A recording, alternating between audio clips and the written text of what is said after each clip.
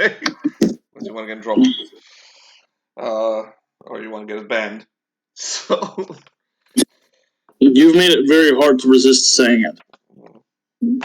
Saying what? Something. X. The factor of X and Y. Just wait till like 20 minutes into this. And, then you do it. Right in the beginning. Yeah, haters won't go farther than fucking 3 seconds into the video. Yeah, so that's when you unload your... That better be rum and coke, Tyler. If I had rum, it would be rum and coke. Dude, but right now, I do not have rum. That's not a drunk Tyler. Not even close. He's a completely different person when he's on something. Who? Tyler, when he's drinking. Oh, yes. Okay, so it seems that you guys are in trouble hearing me? No? Yes? No. I can't hear you. All right. I can hear you. Okay. I'm going to get my ear. So we're going to start. We're going to pick up with the guy who walked away. Yeah. I'll get my earpieces. All right. Actually, you know what? We'll pick up with Suzurra. Since she missed last week. Yes. Suzurra is with Koligar. Who else is that in yes. that little group? She's with Koligar. Koligar, and I think those are the only 2 players here. Oh, no. Krill's there. Koligar and Krill and Groth. And they're walking through the empty city, and you feel the dread of this place as you continue to walk through it. You notice as you walk through these ancient, completely still buildings, and the sounds of the flutes and the whistles have fallen away. You don't hear them anymore. And there seems to be something between you and the city itself. There is a wall. Basically, some walls built all around you. Koligar, you may roll. No, not Koligar. Krill, you may roll to recognize who built these walls, the architecture, if you wish. Krill might also not care. So. All right, I'm gonna do that. Roll an intelligence check, Krill.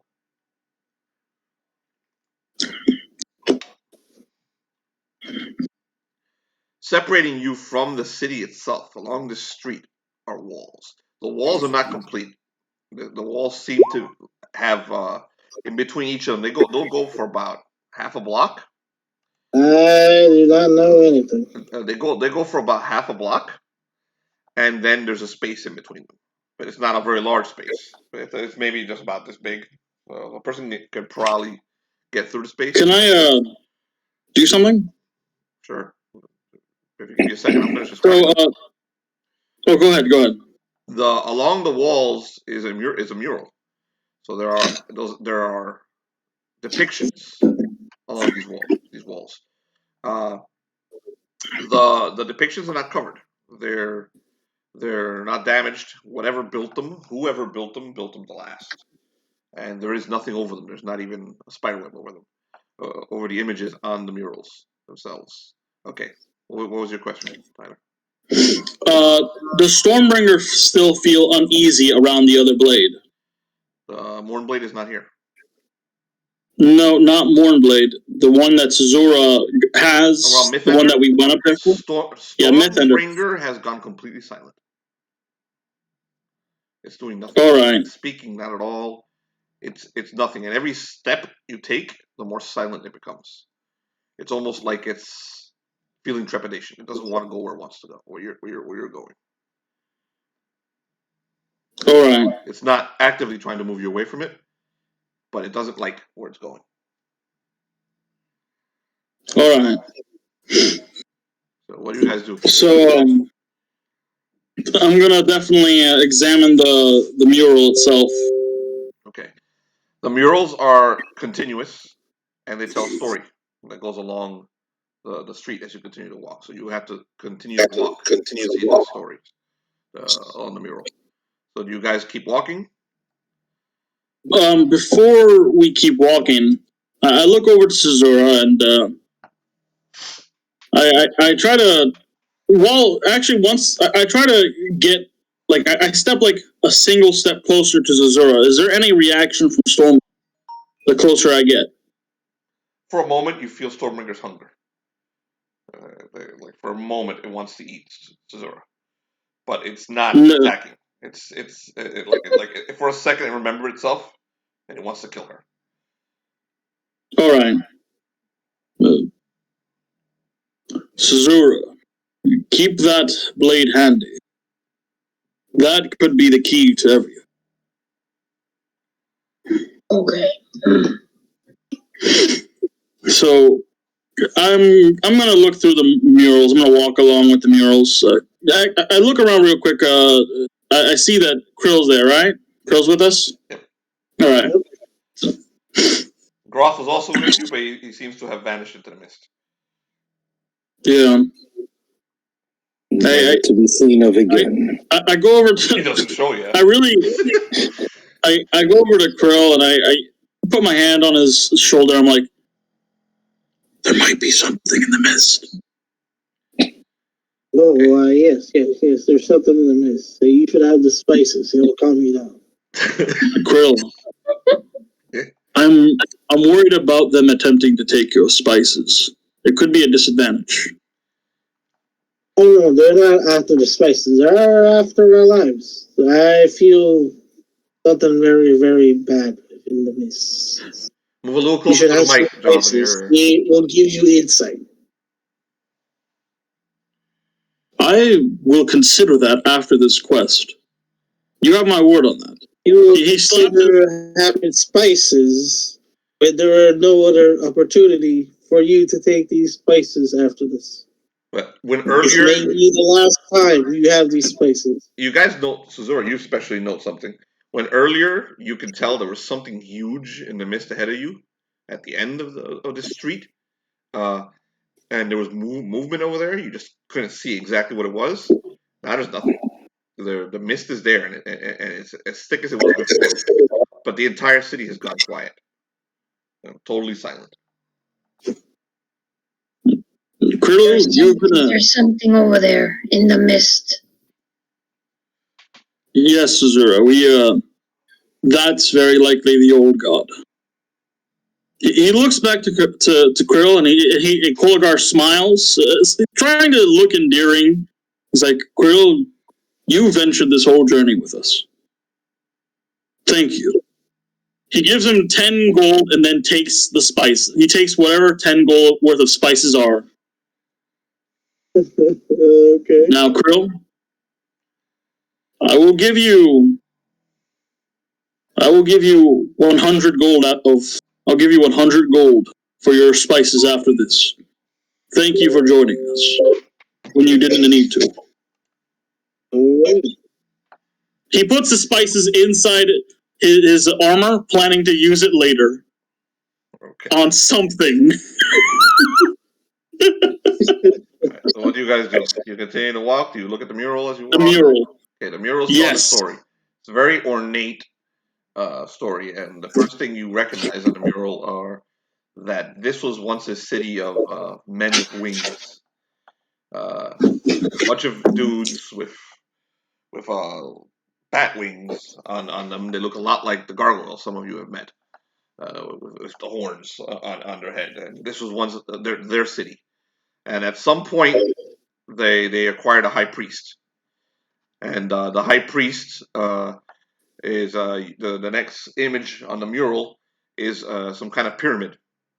And the high priest standing on top of the pyramid holding up a child over a pit of fire. And all the gargoyles along the pyramid worshiping and basically begging for him to throw their own children into that fire. Okay. What is it with these priests and throwing babies? You're not here. So none of your characters are here. Everywhere we go, they're throwing babies. What the babies do? Yeah, remember that one time Koligar went up to you in the skies, told you it was all a dream? The high priest doesn't have wings. He's not one of these gargoyles. As a matter of fact, he's a human. He has a hook nose and a widow's peak, and looks a lot like those guys who just left. the Caliban Hydes. As a matter of fact, it looks like Caliban Hyde was here 3,000 years ago doing the same shit. So, Yep. do you continue? Yes. All right. As you get further, you enter another mural. You pass the first break in the murals. Do you look through the break? Yeah. The city is beyond the break. You can see endless streets going off into the distance, as far as your eyes can see. The buildings are, while they're desolate, there's nobody in them that you can see. They're fairly maintained. It's almost like someone has been cleaning. So you keep going. Yeah. As you walk deeper into the mist, it parts for you, obviously. So you get closer and closer to the center of the city, and you keep looking at the murals. You see that the city that used to be here is eventually replaced by the one that is here now. So the buildings that were built, these enormous high rises on top of the mountain that were built by the gargoyles, the winged humans, are replaced by ones that look like the black buildings that surround you now.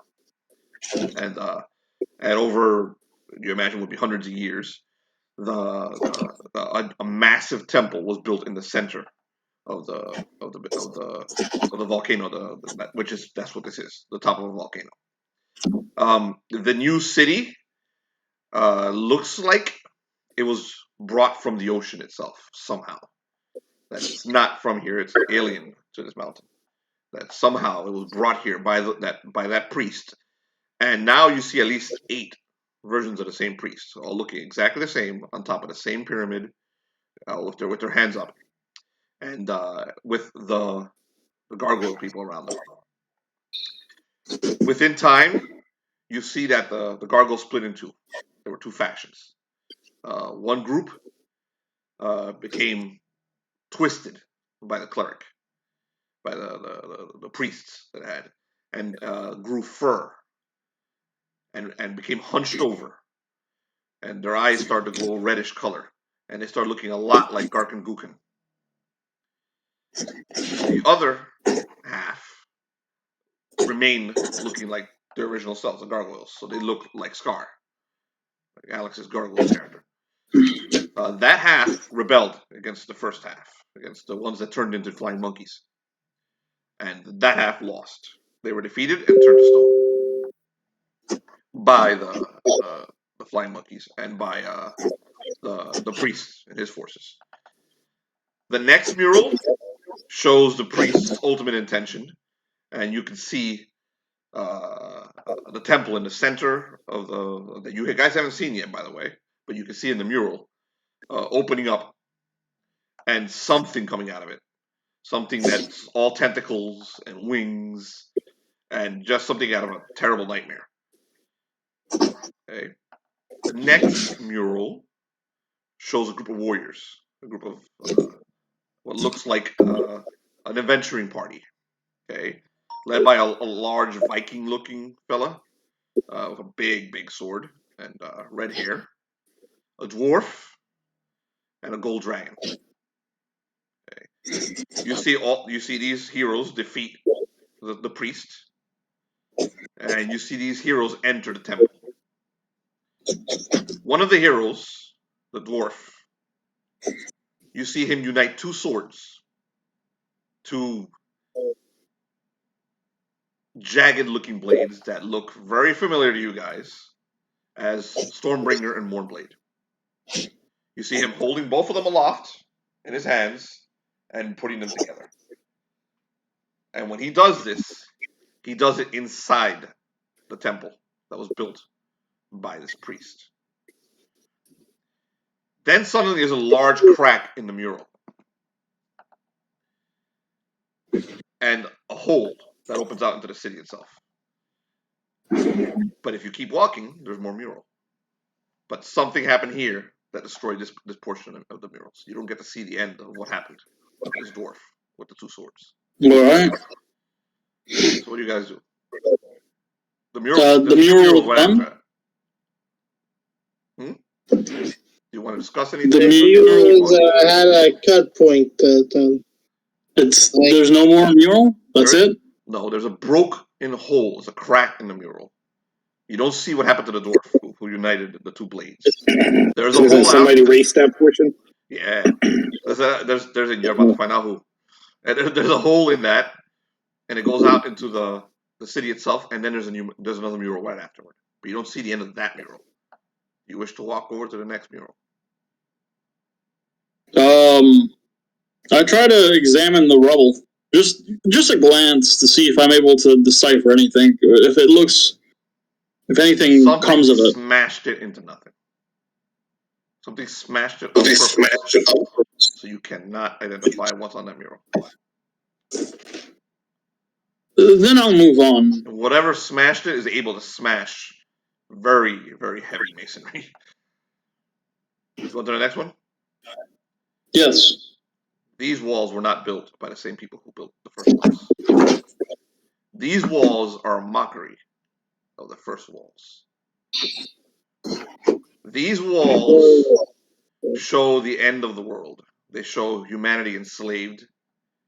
They show people being ripped to pieces. They show ungodly things. Human sacrifice, dogs and cats sleeping together, all that fun stuff. It's twisted and wrong what you're looking at. And the moment you guys see it, you're repelled by it. These new murals. They're black. They're sinewy. It's almost like the murals themselves are slimy. And when they end, you see what may be whatever built these murals. And all you see is black. This black mass. And inside the black mass are millions and millions of eyes staring at you.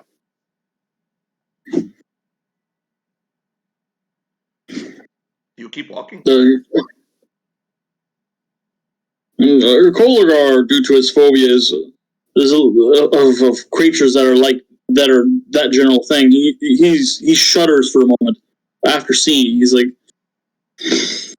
"Oh, I hope those aren't still around." From behind you, you feel reality start to shift, almost like a break in reality. Something ominous comes from behind you. But something doesn't tell you not to step forward either. Because you're not sure you want to see what's at the end of this mural.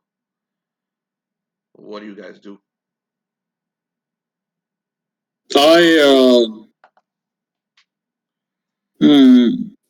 I think we should turn back.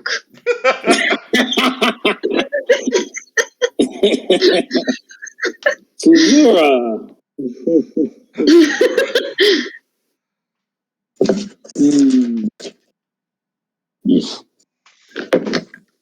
Let's see, Koligar. It's only three of us. Not a smart move to keep I going. believe we should hit Suzurra. Jonathan, move forward, dude, and you can't mumble, man. Jonathan, move your head over the mic, dude. I believe we should head to higher ground or shelter. Suzurra. So where we can hide. Behind you, you feel the same thing that Frodo felt. You feel like basically reality start to twist. You look behind you guys.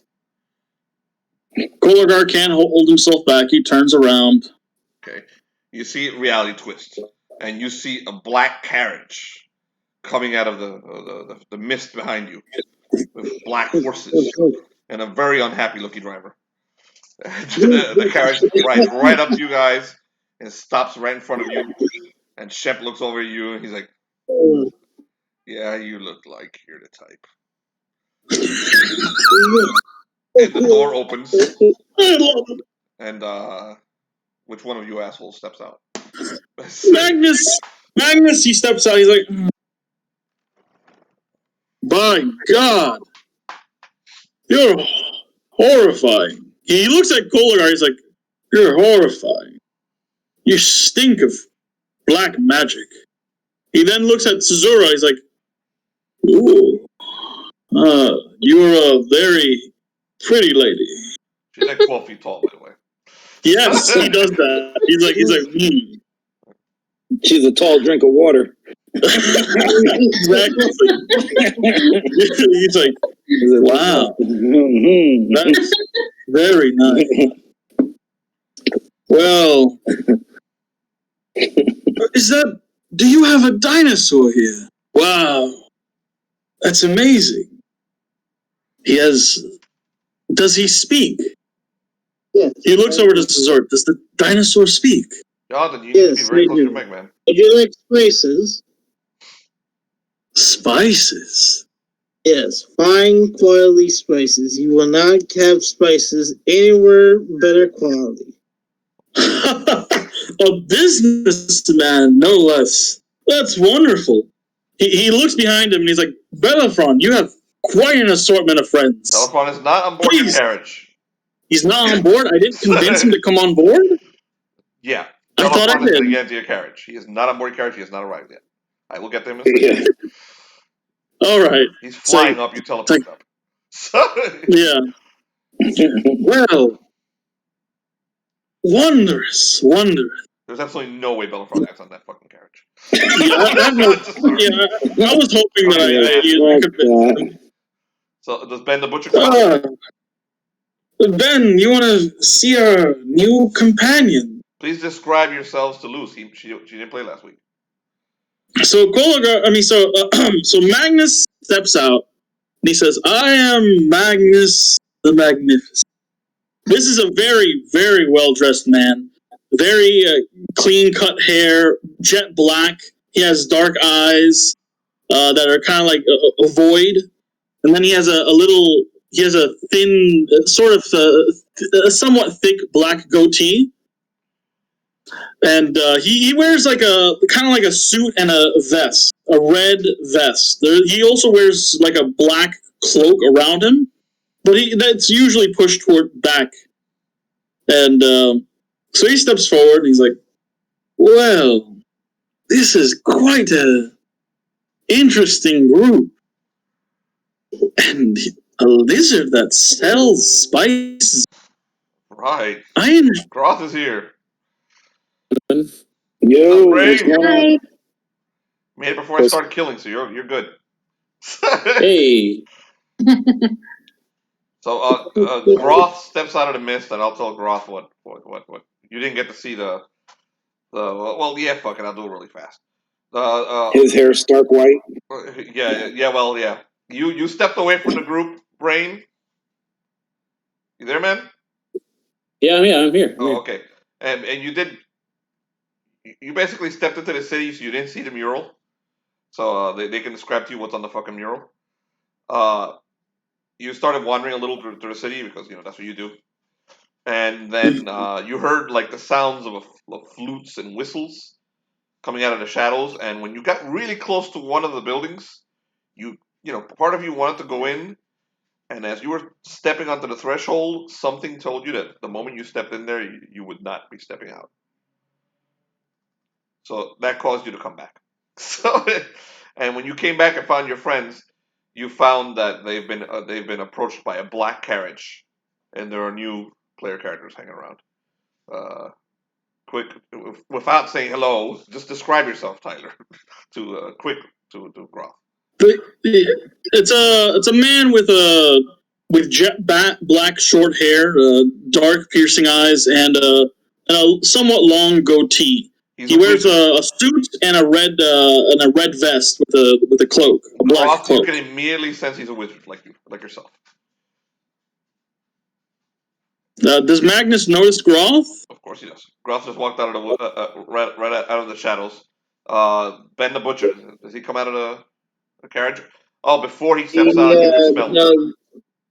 You guys smell the putrid stench of death before Ben the Butcher steps out of the carriage. Go ahead, John. Describe yourself. Like you see this undead dwarf skeleton holding like a big blade, like he's dragging it. That's about it.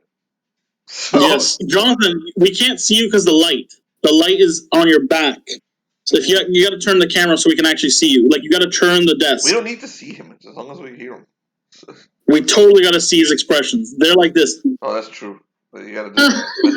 So you got to turn the desk and turn everything.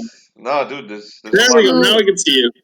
Ben is a skeleton? Yes, Ben is a skeleton. He's like an undead, like Koligar, except far more putrid. He's way more putrid. Like you can smell his rotting stench. He's a rotting mute skeleton. See the goofy expressions that Jonathan puts? That's what he looks like. Another skeleton. Magnus immediately approaches Groth. Ah, another wizard. He looks at Groth's staff and he's like, ah, where did you acquire that? I'd say it acquired me. It's a long story. I'd imagine so. Malkoff whispers to you, Groth, that we should leave. We should not be here. These two are... They're grave robbers. They will rob you. The grave robbers. You know what's funny is that Groth was a grave digger. These two are grave robbers. They will steal me from you, and you will die in this city. Nobody will take anything from me. They can try if they want. And then I think about the lesson that the sensei taught me about knocking people out. Excellent. Do I notice this little internal struggle that he has quietly while I'm trying to talk to him? Groth thinks it's quiet, but everyone can hear him. So what's up, Maria? Well, I see you and your staff have a very interesting, intimate relationship. Interesting indeed. So the consensus is to stay away from it, though. Oh, I am quite a fan of wild magic, but I will respect your personal property.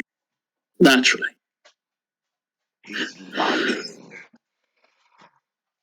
Before you die at the top of this mountain, make sure he goes first.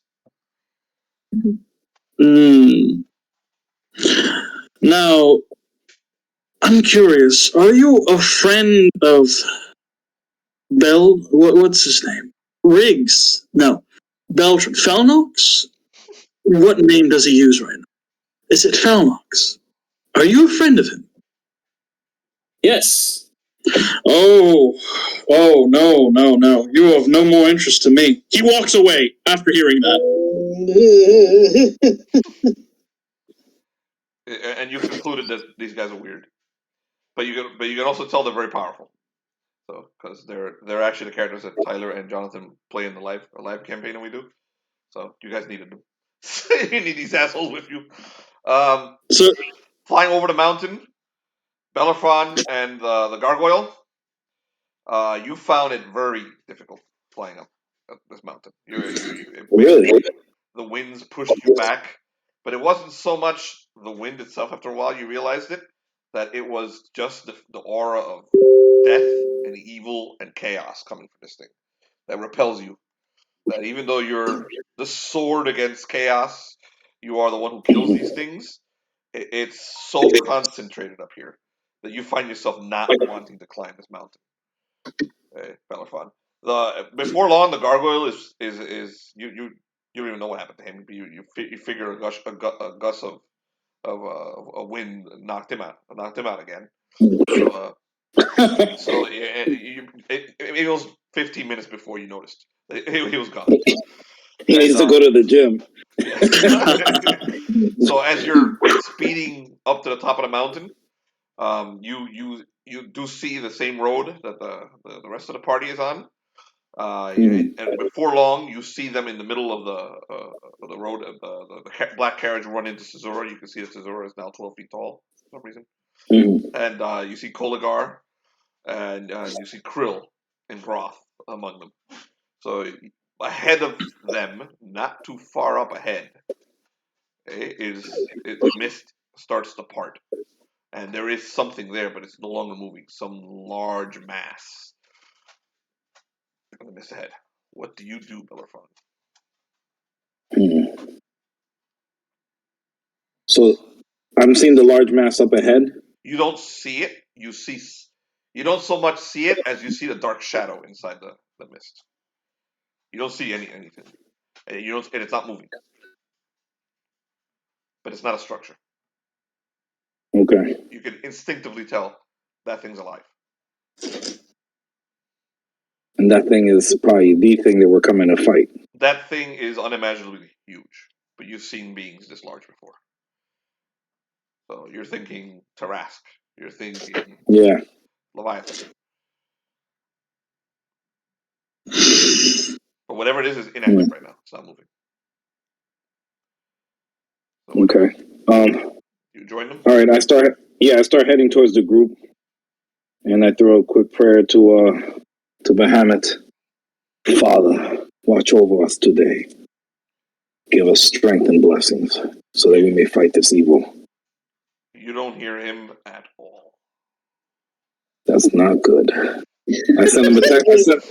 I send him a text message. I'm like, Are you listening? Not even Are you good? of any of the justice gods. No service, no self-service either. No service for law. You're in He's like, the damn, dead bro, of the other side. I thought Verizon worked everywhere. You gonna land? Yes. Okay, so come on, describe your landing because you always do. I come in and I do one of my like that one of those landings where I break the ground. Man of Steel landing. So Destroy the ground in there. Avenges does his Man of Steel landing. Coming like this, like down, like. His fiery wings spread out around him, and he shows himself to the rest of you. There he is, Magnus. Now, Bellerophon. I'll just let you guys RP. What do you do next? Okay, decide what happens next. Good to see you. It's a shame you refused my offer of a very comfortable ride. I prefer flight. I can't blame you. If you could fly, who wouldn't fly? Your friends are interesting. Especially that one. He points at the massive lady. He's like, That's Suzurra. What? Yeah. What happened? Is she not always this large? She is. She's grown everywhere. Yeah. Yeah. Because of my space. I've never seen a woman quite her size. It's very fascinating. Bellerophon gets all Hispanic. Que bombón y yo con diabetes.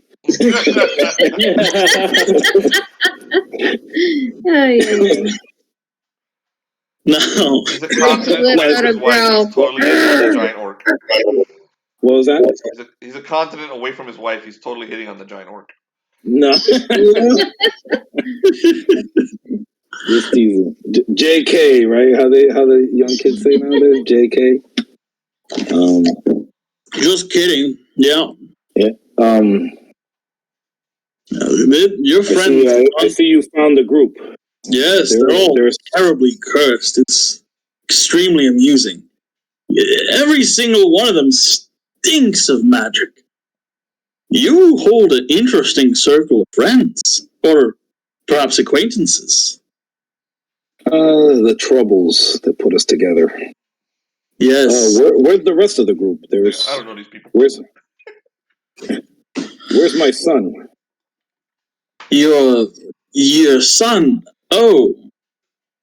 Well, I'm unaware. All I did was find these three. And Koligar, when he hears this, like, Your son is farther down the mountain, just down the steps over there. We had him stay back with Nero. At least that's what I thought when Nero stayed behind. So you were keeping him out of the trouble, then. Thank you. He is only a kid, despite being a dragon. it's no excuse to bring him into the fray. Now, he's quite young, and I do not want to expose him to this. Yes, he's also with the other child, a bit of a mischievous one. This pretty princess. One originally thought to be a massive person of color, and Do you think, really just a kid. so you believe this Nero will keep them out of trouble? Yes, Nero's very straight arrow. I really doubt that he would do anything chaotic in any way, shape, or form. Good.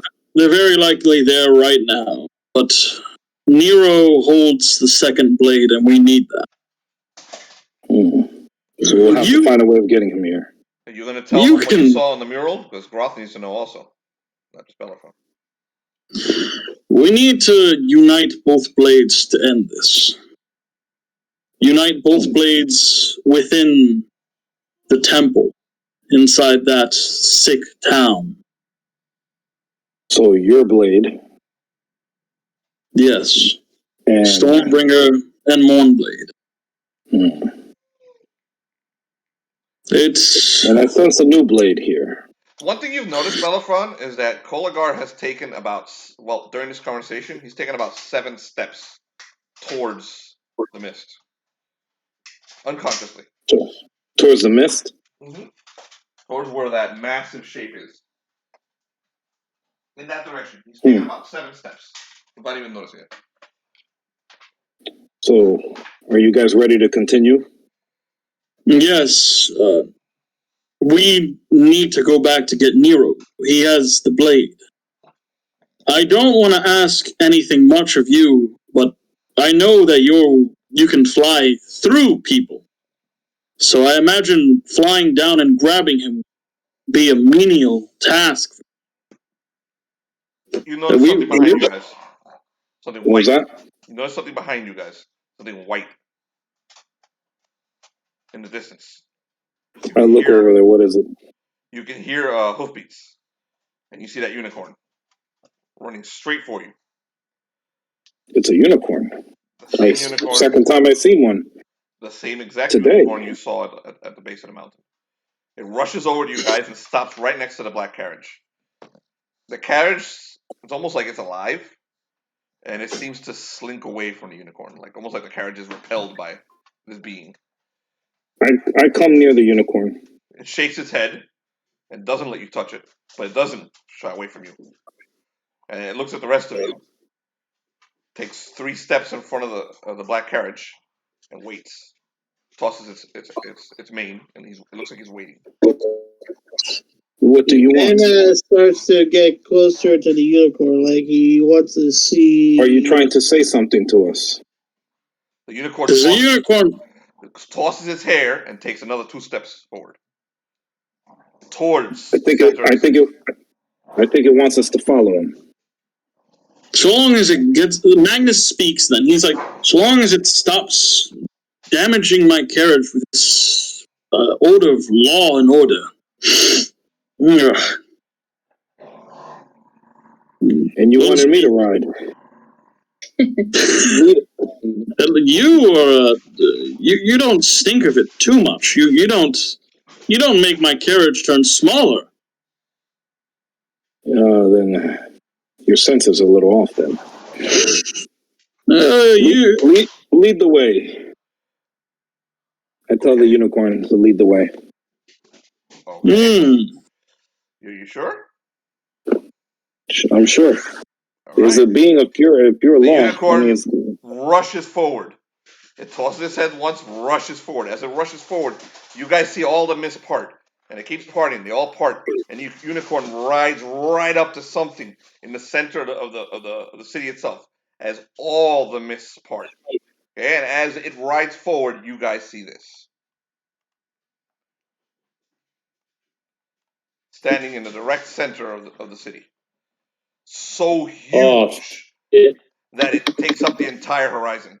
Just standing there looking at you. And the unicorn illuminates it. All of you, saving throw.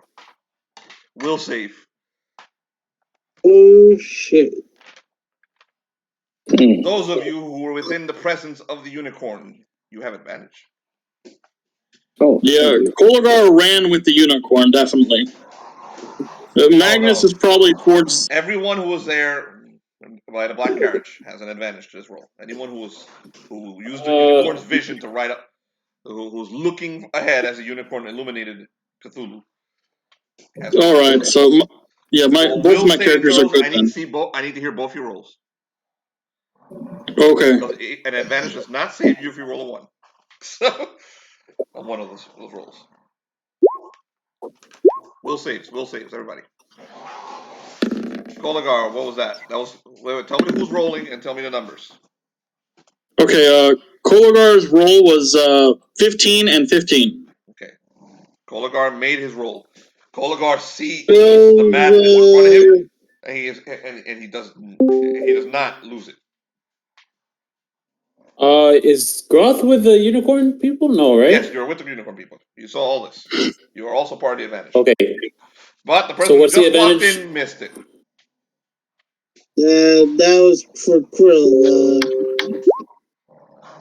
Alright, so Dante, stop it. So what am I rolling here, guys? I did the thing here, but I don't think this is accurate. Will save. You're going to roll twice. Give me both rolls. Tell me who's rolling. 24 and a 10. And an 11. 24 and a 10. Okay. That's for Bellerophon? Krill got 12 and Ben got 15. You rolled twice for both of them. For both of them? Yeah. Groth got 12. You roll it a second time. Okay, I need to know both your rolls, guys. Everyone just gave me one number. Felix, you gave me 2 numbers. Bellerophon, you are okay. Okay. Oh, wait. I'm sorry. Why 2 numbers? I'm Advantage. Advantage means roll twice. Roll twice. Okay. The higher number is the one that gets used, unless you roll 1. Okay. For Krill, the highest roll is 20. So you're okay. For Ben, it's 17. 17? Okay. Magnus has a 24 and a 7. You guys are. It's nice. You're all rolling high when you need to roll high. I got a 12, by the way. On both. You guys, are the dogs really loud from your end? No, cannot hear them at all. Okay, good. So never mind. Okay, so who's left? Suzurra? Yeah, 1 second. 22. John. Oh, damn. Hey, what's up? Hi. What up? I'm gonna be nice to you, John. Because you just came in at the moment that we rolled this. Yeah, I wanted to ask if I have to roll for anybody, but I was just waiting for like everyone to finish. Yeah, did Felnox come on the black carriage, John?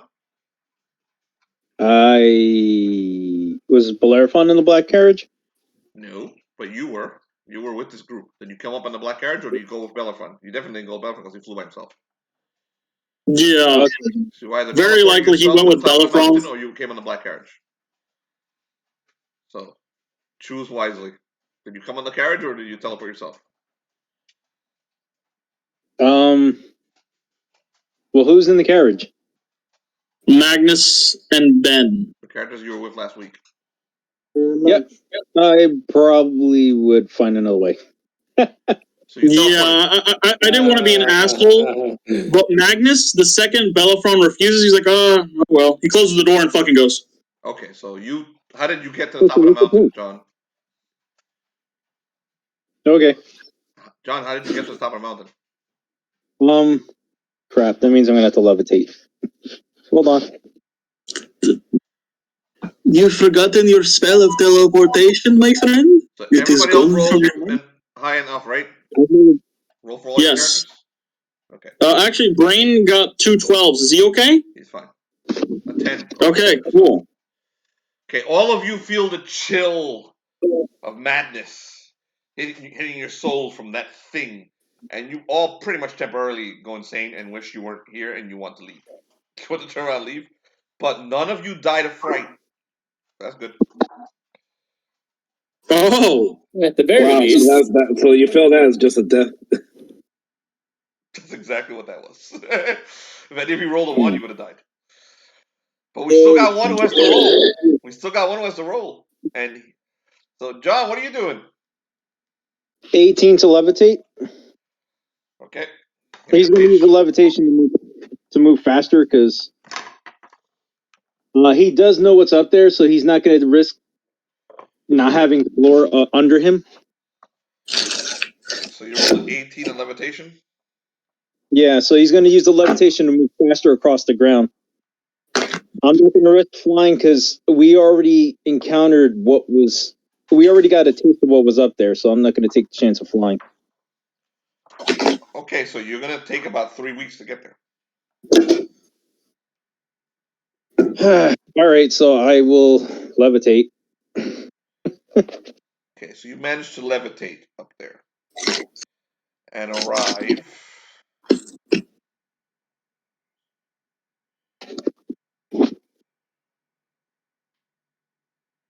Roll manifestation 1d4.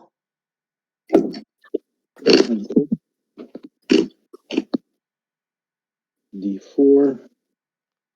It's a 4. 4. Yep. So a phantasmal mist appears underneath you and starts to push you up towards the top of the mountain. And before long, you do arrive. Okay, you arrive and you find the street that the rest of the party is on. You see the black carriage racing towards the thing that you can see here in roll 20. If you look at roll 20, that's what you see. That's pretty much the horizon, and all your friends are charging right at it. Unfortunately, you do not have the benefit of the protection of the unicorn. So you will roll your saving throw without an advantage. Roll a will save. Yeah, everyone, All right. put your eyes over. Has your eyes over. Look away.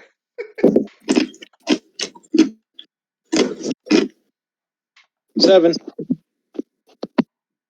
You rolled a 7. Yes. Mhm. With my will bonus, it came out to 7. Oh, with your will bonus. You didn't use a luck or anything. You straight rolled a saving throw.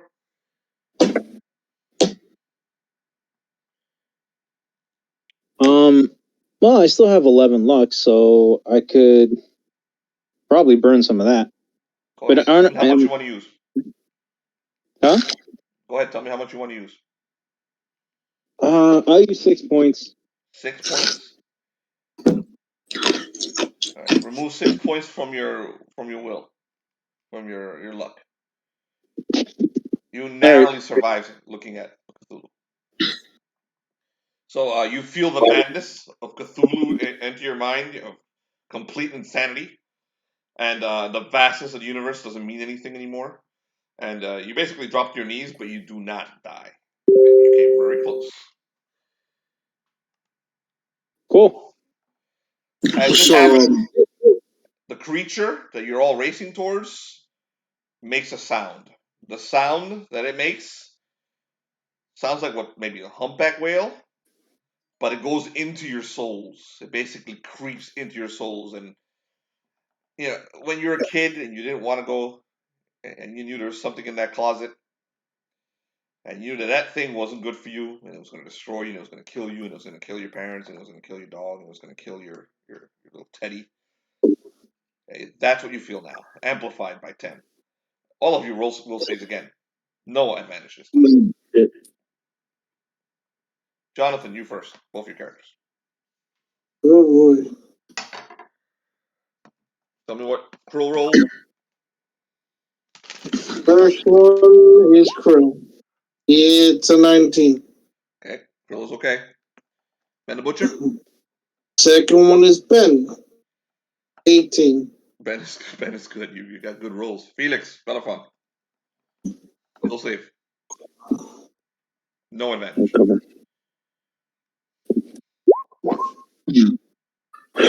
Not good.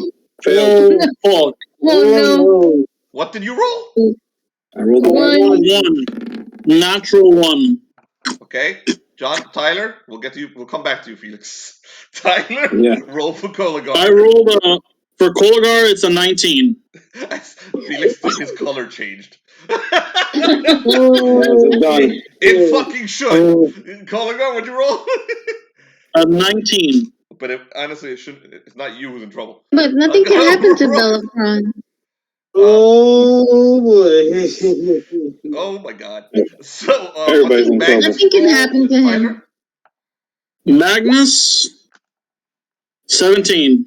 17, okay. Both your characters are fine. Suzurra, roll, will save. Okay. 1 second. Oh, by the way, Magnus is riding on the side of the carriage 18. right now. 18. Okay, you're good. Go ahead again, Felnox. You heard the call of Cthulhu. I got a 15. 15, you're good. By the way, Brain, is the roll. Ultra Human? Groth. Yeah. Fortitude, right? Yeah, roll will saving throw against the call of Cthulhu. Oh, will saving throw. Yeah, he's making noise. Bonuses. Let's see. Oh, okay.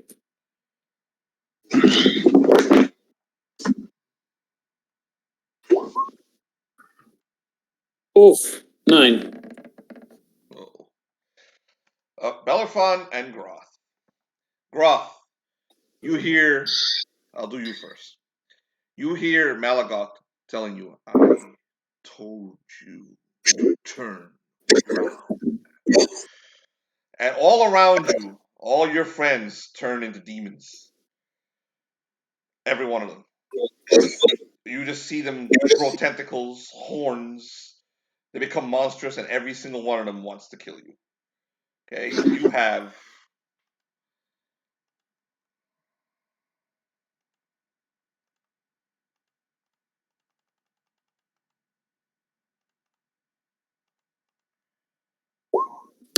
7 rounds, starting now, to kill them. And this is coming from Malagog saying this? Nope. This is the universe itself. It's telling you to kill them. Malagok is the one that's warning you. He's like, I told you to get off the mountain. You are now under the control of Cthulhu. You will attack your party next round. Do I have to roll for those attacks? No, but what? Do I roll them or you roll? You roll. You roll. Just go bad, man. Kill your friends. Okay. Yeah, but hold on. Sounds good. But wait, it's going to get really intense now. Look at his face. Bellerophon, you knew these people couldn't be trusted. You knew they would betray you. And you've been forsaken by Bahamut up here. Kill the party. You have this many rounds, unless someone does something to stop this. 8 rounds to murder everyone around you. You sure you really want to do this? Except the giant monster a quarter mile away from you. Everyone else here must die. So, I told you this is going to be crazy. And quick question. yes, go ahead. All right. First off, is Ultra Humanite up here? The Ultra Humanite? No, he got knocked out during the battle tank fight, so he's not here. If you wish, I can wake him up and have him show up if you'd like. The other thing I was going to ask was, can I use transference and manipulate the spell to take somebody, basically to invade someone and take No. You're going to stop right now and try whatever it is you want to do during your turn. Sound good? All right. All right. I will roll initiative right now, but I really want to leave you guys in suspense. So meanwhile, inside the temple.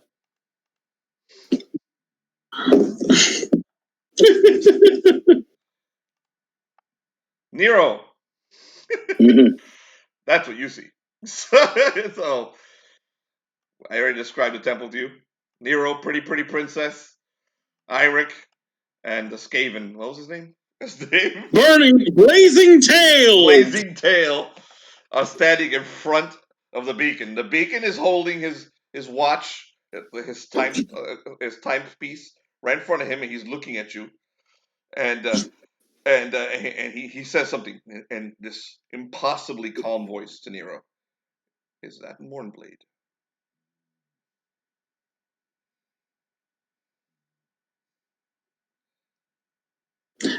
Yes.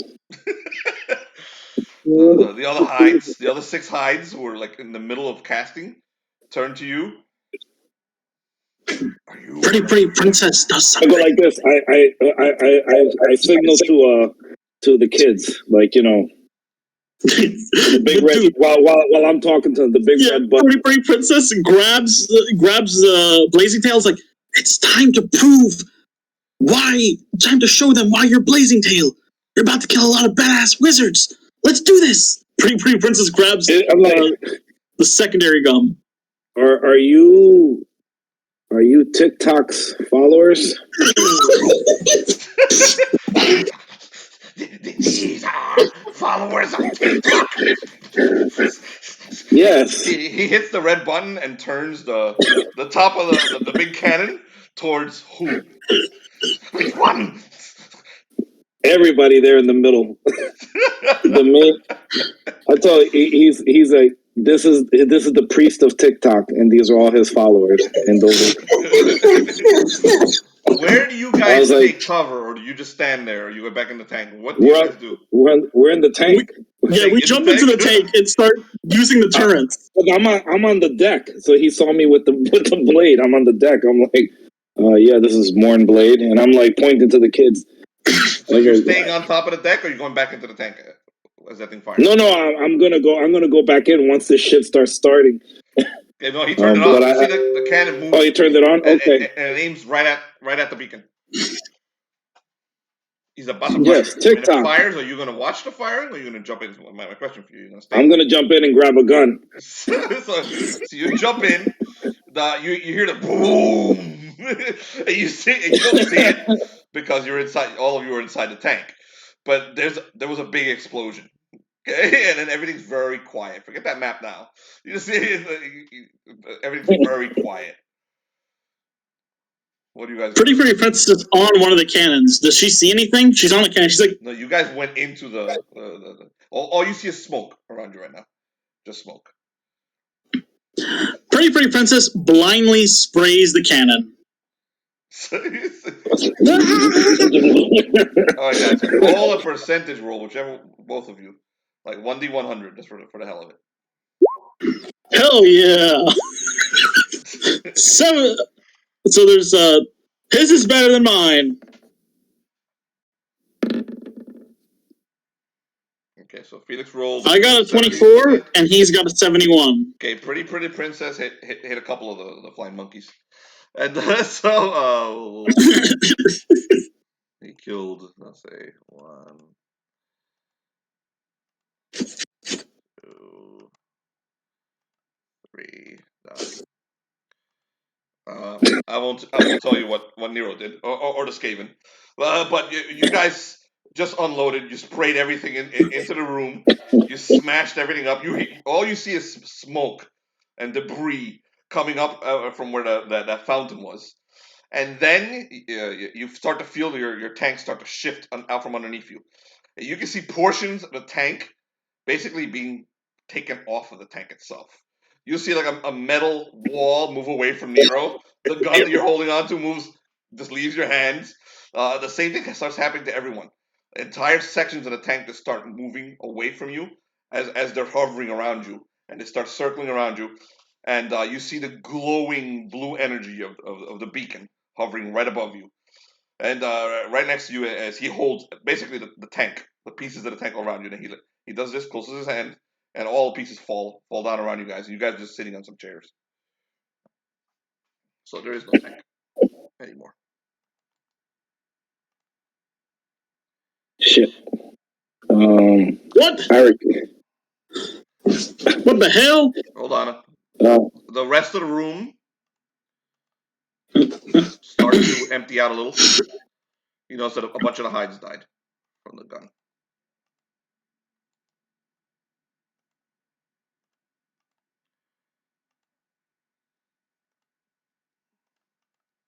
So 2 Caliban Hydes remain. The fountain. I thought a bunch counted more like 5. Yeah. The fountain is still intact. The beacon is hovering right in front of you. He looks at and he's holding the timepiece, and you see that the timepiece is glowing now with the same color, the same bluish tint and glow that the rest of the fountain that he had dipped it into it also glows. And he's right in front of you. You are very amusing. Very amusing. Your beardhead is mine. Pretty Irek. princess. Irek, go with Blazing Tail. Hold on. I'm doing something. I gotta do this first. Trust me. Well, he Trust me. casts weakness on No. I'm doing something real quick. I'm doing something. Me doing something. I am using the sensei's beard grabbing spell move. duel ability. He goes first. So. Oh. I got a plus 30. He casts weaken on Nero. Why on me? You'll see in a second. Racism. Racism. Exactly. Why is everybody picking on me? Attack the black man. Hold on. He might roll low. You never know. Really? The beacon, the Rollo? The beacon won't beat Pretty Princess's roll. Even Bellerophon rolled a 1 today. Yeah, dude. Yeah, but, GMs never roll really ones. Yeah. I think he's trying to correct me right now. No, I'm just saying they never went. Whenever I do DMing, my rolls are. There you go. See? 28. You're good. See, exactly. Okay. Nero, you feel this insane energy, blue energy come out of the beacon, and it goes into your body. And you see him using, you're an immortal. You feel him strip that from you. You are no longer immortal. For how many rounds?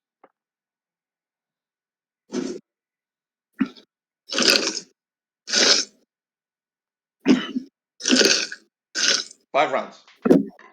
You are not immortal for 5 rounds. You can die in the next 5 rounds. He strips that from you, and then lets go of you, and drops it to the ground. Pretty Princess is gonna use her beard ability. No, now you guys roll initiative. Hold up! I want to do my beard ability. God damn it! Initiative.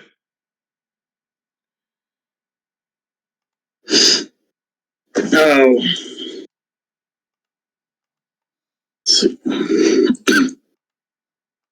This sucks. Oh, hell yeah. 19. Bless you. Thank you, dude. All right, you guys roll for, well, you know what? 19. 19 for Nero. 19 for Pretty Princess.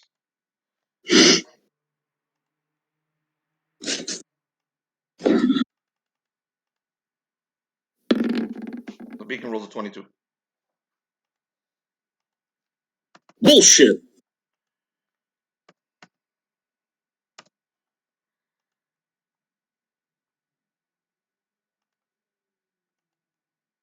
Don't forget Blazing Tail. He will change the tide of the battle, okay? Blazing Tail will go with you, Pretty Princess, All right. and Irek will go with Nero.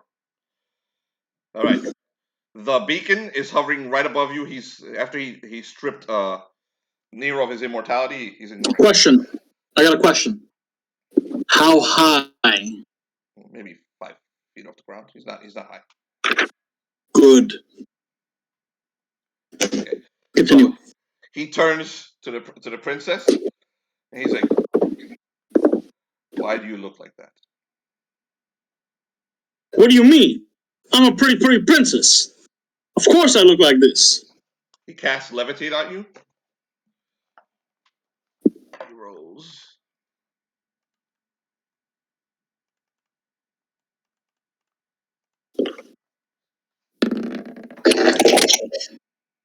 $36. And tosses you into the fountain. You get tossed right into the fountain over here. The rest of you see pretty princess basically melt.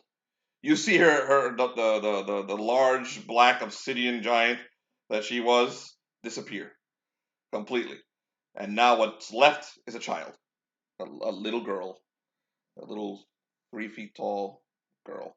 The illusion is completely gone. You actually have an image of her inside my characters. You have the actual image of her. Can you pull it out? Oh, hold this. Hold on. Yeah, let me see. Yeah, you should have it. It's underneath Ali Ap Bryanson. Yeah, it's right there. Hold on. You are no. She doesn't have a character image, but it's there. Use that for now. You are no longer pretty princess. You are now Eliap Brightchen. And what was your initiative? 19? Yes. Right.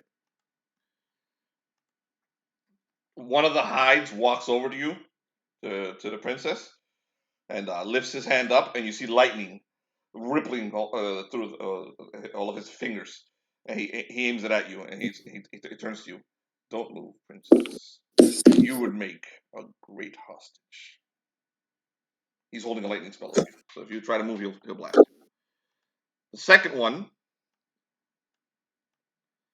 starts to walk towards the others, and he fires. Let's see what he does. He lifts one hand up, and you see like a little arrow appear right above him, and he fires it, and the Skaven like hits Skaven. Skaven does flies about 20 feet into the ground, and he's out. No.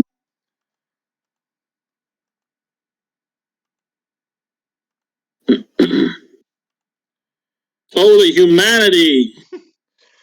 Okay, and the rest of the flying monkeys all start flying towards Irek and towards Nero. They do not reach you yet. They're tentative. They're coming for you, but they're not there yet. All right, whichever one of you wants to go first, may go first. All right, I'll go first. The bigot is holding an attack. Yes. So, with Pretty Princess, she... Let's see, hold up. I think I got some for this. She's like... She holds up her staff, and she's like, I have a magic staff. Why aren't you scared of me? To Caliban Hyde? Yes. He's like, is that all you have? It's magic. She points it directly for his ear. See, if I could do magic. She points it to his face. Okay, so what does it do? And activates it. Okay, what does it do? It causes a deafening siren. Hyde is like, ah! You see the lightning along his hand. Attempt to discharge, but he holds it back. And he's like, ridiculous child. And he goes to back. Am I able to do an action during this point? Because there's an action I want to do. I don't think you have more than one action, man.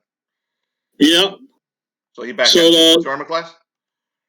Armor class is, let's see, 14.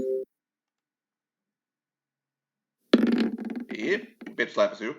So take 1 hit point as he bitch slaps you back into the water. Ridiculous child. Cool. Never make that curse that you were under feel like child's play for what you've done. Nero, what do you got? You consciously feel your mortality. You suddenly hear the song "Who Wants to Live Forever" playing in your head over and over again. All right. You consciously feel your mortality. You know this thing can kill you.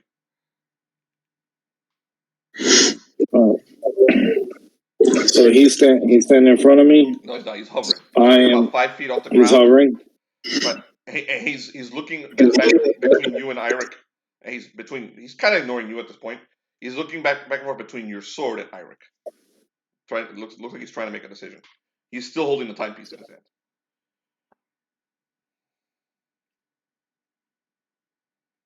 All right, I'm going to do an attack. I'm going to do a mighty deed. Let me see what my mighty deed is at. I've fixed Allie's image so you can switch it to the avatar. Go ahead, Felix. Hello? Go ahead. Do your deed. Okay.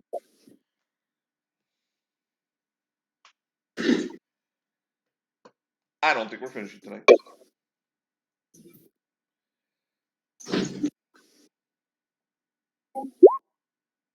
All right, I made it.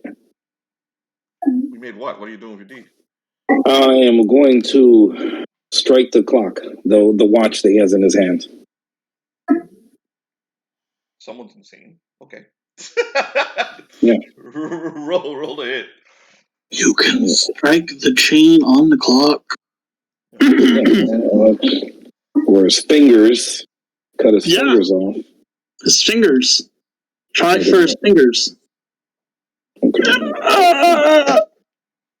Space and time are about to be destroyed.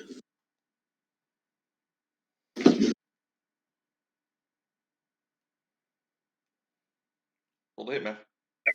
Hold on. Nero's last stand. This should be close. Cut his fingers off. 32. 32. You're aiming for the timepiece, right?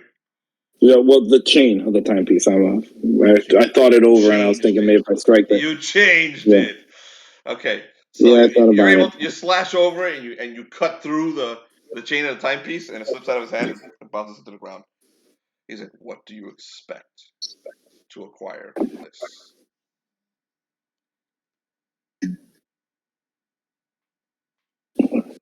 I don't have any more attacks. He's asking you. No, I don't. You see him. He picks one hand up, and he looks at you, and you see this. His hand is starting to glow a bluish color, and then you see his hand spreading out, and what looks like a sword, a blue glowing sword, appears in his hand. Is it what do you expect to acquire this? I keep you away from that. From that, I can acquire it in moments. I have all the time in the world. So you see this blue glowing blade above him. You don't. Not at all. Irek flies into the fountain. And you see as he slams into the fountain that he curls up inside of himself and he starts to grow. And you see the scales on his back transform and they turn golden.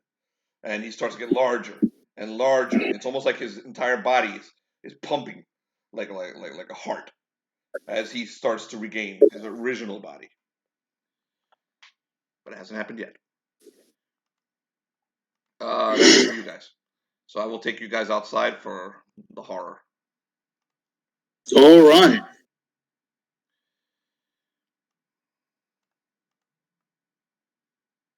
I wrote down the initiative, so we're good on that.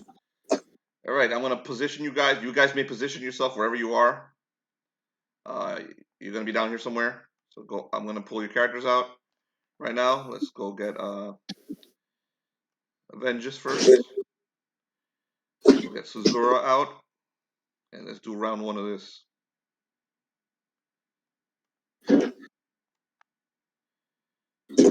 Krill. You may move your characters. They don't have to be in the spot I drop you in.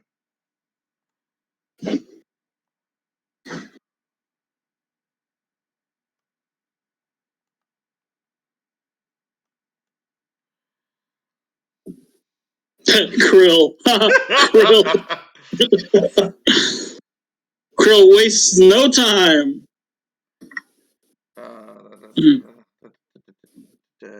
Okay. Hold on. Who's missing? We got Magnus. Magnus. He'll be on the right side with the carriage. Ah, you got his image. Ah.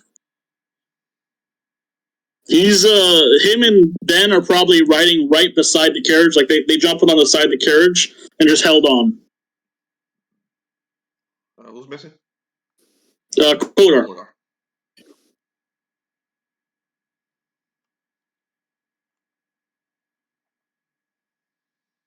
Is that everyone?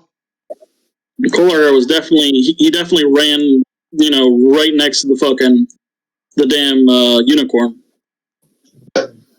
Alright, I'm gonna add you guys to initiative.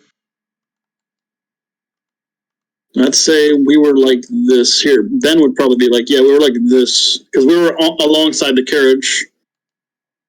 Can I make a line representing the carriage? Go for it. Or no? Go for it. Alright. So this is the carriage, and right now, I guess Groth was riding the carriage, too. Is that everyone? Yes. Yep, we got everyone. Roll initiative. Alright. Start rolling. Now this is the fight we should have burned luck for. We're fucked. Who rules initiative? John, you're here too. Okay. Oh yeah, Felnox. I forgot you existed. I'm playing on my phone, so I can't see Roll20. Oh. Cthulhu's right in front of you. Sorry. Bellerophon's about to kill all of you. Oh. The temple's behind Cthulhu.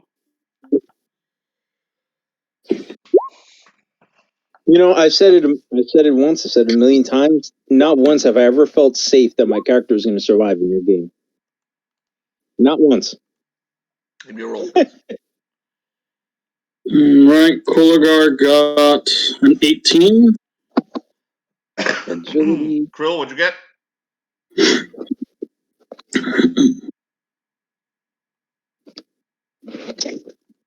Krill, what'd you get? Don't hear me? Jonathan, what the fuck did you get, man? You're muted, Jonathan. He got a 4 for both of his characters. I got a 4 for both of them. Okay. Wow. Okay. You rolled a 4. Bellerophon. Magnus is missing from the... Right. My initiative is this for Bellerophon? Oh yeah. He's your only character here. No. Roll low. 16. That's not low. That's low enough. Magnus beat him. That's hoping Magnus can stop him. Oh, Magnus can. This is Magnus the fucking Magnificus. John, Felnox, Suzurra, Groth.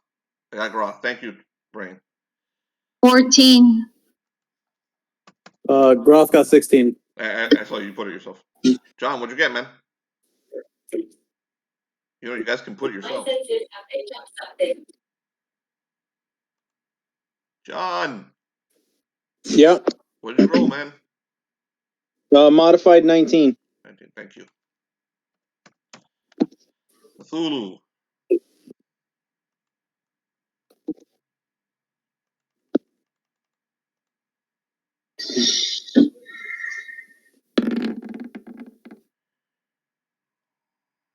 Roll 19.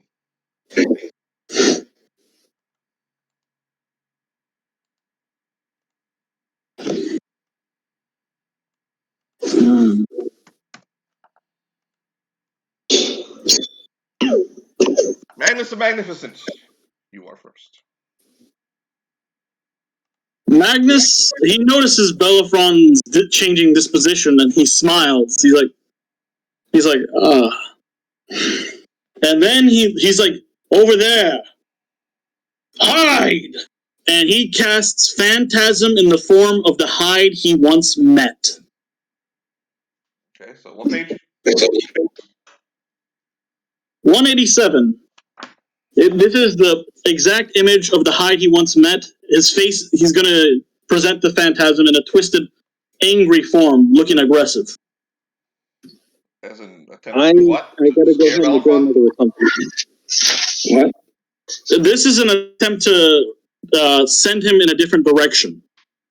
Actually, he put the phantasm right before Cthulhu. So you are Yes. you're making Bellerophon think that Cthulhu is Caliban Hyde. Yes, he's making a much phantasm. more than everyone around you. Okay, go for it. Now, Make your roll. Okay. Not you, Felix. Not yet. Let's see. you roll right after. All right, here we go. Very smart, Tyler. If this works, Bellerophon will not kill the group. I'm going to spell burn. Let's see. I'm going to spell burn 6 stamina.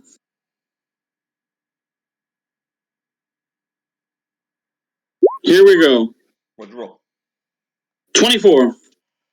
24. Roll manifestation. No, there is a manifestation. Sorry.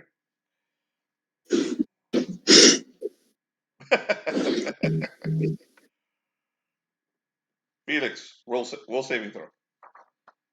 Against 24.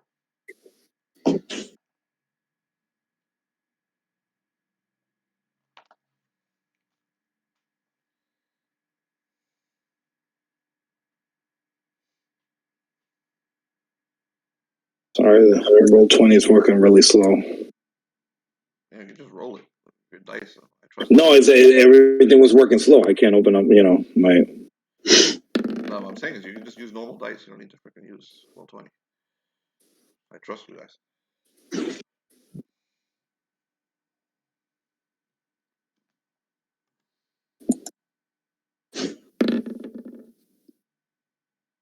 can't even see what I roll. You failed.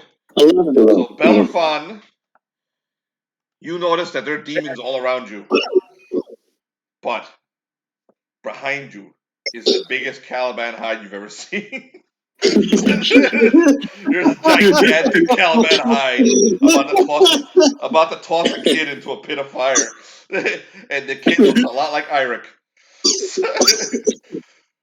So that overrides your madness and your need to kill these little babies around you. And instead, you change your attack, and you're going to attack Cthulhu himself. So as soon as your round it begins, you attack Cthulhu, not the party. Okay. Only if you kill Cthulhu, then you will kill the rest of the party. You may attack the rest of the party. So that's it for Magnus. Or do you have anything else, Magnus? No other attacks, no. Okay. So that's it for Magnus the Magnificent. Cthulhu. Here he finishes his call Cthulhu. He shambles forward. You see him very slowly make his way over to the closest person to him, which is Suzurra. So as you see him lift one gigantic meating arm and slap you. What is your armor class, Luce? 19.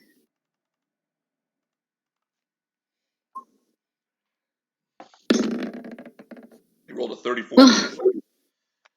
Oh wow. And is anyone else close by? No. I don't want to be a dick, but Groth. No, it's got to be within. Next round, he'll move closer and he'll kill Groth or Koligar. This round, he's just going to hit every single one of his dice on you, Bruce. I am very sorry about this. Oh, by the way, Magnus sends the black carriage away right after he does this play. He's like, go.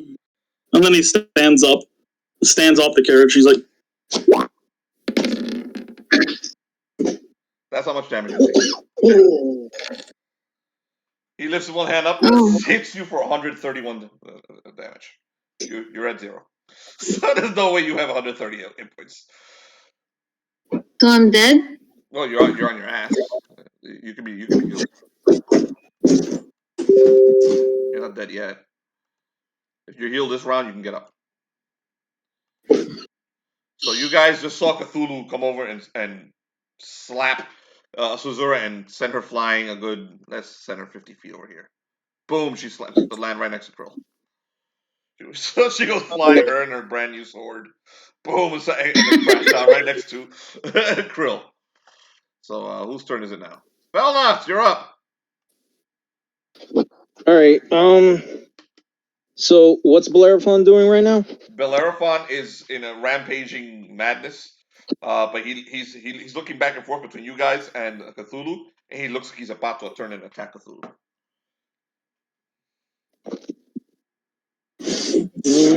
Cthulhu just took Suzurra out of the fight. Jeez. Of all the people. And Groth looks like he's about to kill someone. I hope you guys listened earlier to what they told you. Well, no, I just got back from helping my grandmother. Sorry. What happened before? Huh? Nothing. I'm not saying anything. Damn it. Who's next? You are, man. No, I mean after me. Oh, Koligar Sundered. I'll let Koligar go first. In the No, fuck you. Wait, you do your turn, you little bitch. I have a couple of plans going. Okay, that's why I'm trying to. Yeah, I'm about to save the whole fucking party now. Tyler, we cannot hear you if you're not in front of your mic, man. Your thing's just like Jonathan's. Me, I'm about to save the whole party so you can shove your plan up your asshole. Then go. I'm about to. I just need a little bit of time to do the damn math. Doing the math, because Koligar is a fucking badass, goddammit. Another 30 seconds, I'm going to skip right over you and have Cthulhu go again. Okay, well, I'm about to go. Let's see. Koligar, he stops, and he spreads his arms open wide as he rends himself asunder with a huge spell burn, casting darkness to cover the entirety of Cthulhu, so no one may see him. Okay. Let's see. 2 plus. What page is darkness? Darkness is page... Yeah, sorry, I'm counting up all the spell burns.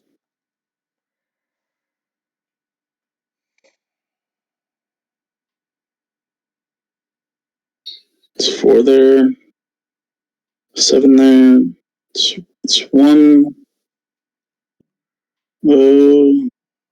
It's 1. Alright, so spell burn 15 points. I love how you guys are fighting Cthulhu. So go ahead, you spell burn 15 points. Okay, go for it. Fucking bullshit. Oh, 17. Nice. Yep. Alright, roll a manifestation, 1d3. Okay. Fucking rolled a 2. Look at those odds, man. Okay, so you guys see an absolute, like a sphere of absolute darkness appear in front of Cthulhu's nose, like right there. it's really, really dark in front of Cthulhu's nose. His tentacles are like. I am going. A little confused. What I'm gonna. I want to put it in front of his eye. Then, if I only have a small spear, I'm putting it in front of his fucking eye. Okay, yeah, sure. So he's blinded. And then he just moves his head away about 2 feet, and he's fine. So that was Koligar's turn. Is that all you? Nice. That's all I have. Koligar. Yes. Stormbringer is urging you inside. Koligar, if I'm able to move at all, I'm gonna towards there. Where? Giving Cthulhu a berth. You have full movement. Where are you going? All right. However far I can go here, I'm just gonna put that distance. Is it okay since am I able to move the shadow at all? The blank space? Nope. No. Doesn't say anywhere. You designate a point. You designate a point right in front of his eyes. It remains fixed at that point. So right in front of his eyes, he was dark for like a couple seconds, and he did this. No, it's not dark. All right. Now it's like his ear. Yeah. Now it's like his ear that's dark. So, Yeah. So, All right. you can move yourself right here. A little further along. That's good enough. John, you got something? Huh? John, you got something?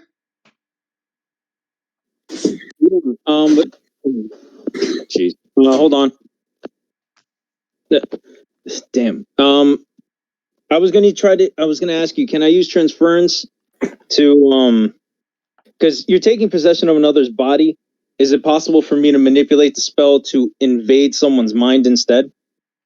John, you roll your spell and tell me what you intend to do with the spell, and we'll see what happens. Okay then. What page is transference? Page 232. Go for it. Sorry, my grandmother was talking to me at the same time. Okay. If you need to skip, we'll do the next person. Yeah, let me help my grandmother really quick. Sorry. Okay. Groth, you're up. Brain, you're up. All right, I'm up. Okay, it's a big mess. Cthulhu has So like a black everybody- nipple, a black like pimple on the side of his head. That's it. That's all that's happened. and he killed Suzurra. He hit her so hard she flew like fucking 50 feet, and she's unconscious. 50 feet, step away from me. That's it. Ish. Yeah, so when Groth started seeing the monsters, he went behind this rock over here. Yeah, but the wonderful and kept thing about looking at Groth them. also is he works for Cthulhu, so you need to attack the party. Oh yeah, it's gonna happen. Yeah. He sees other monsters in front of him, and well, first things first. Groth is gonna cast Cloak of Carnifex, so I can survive this at the very least. Very good, sir. Make your roll.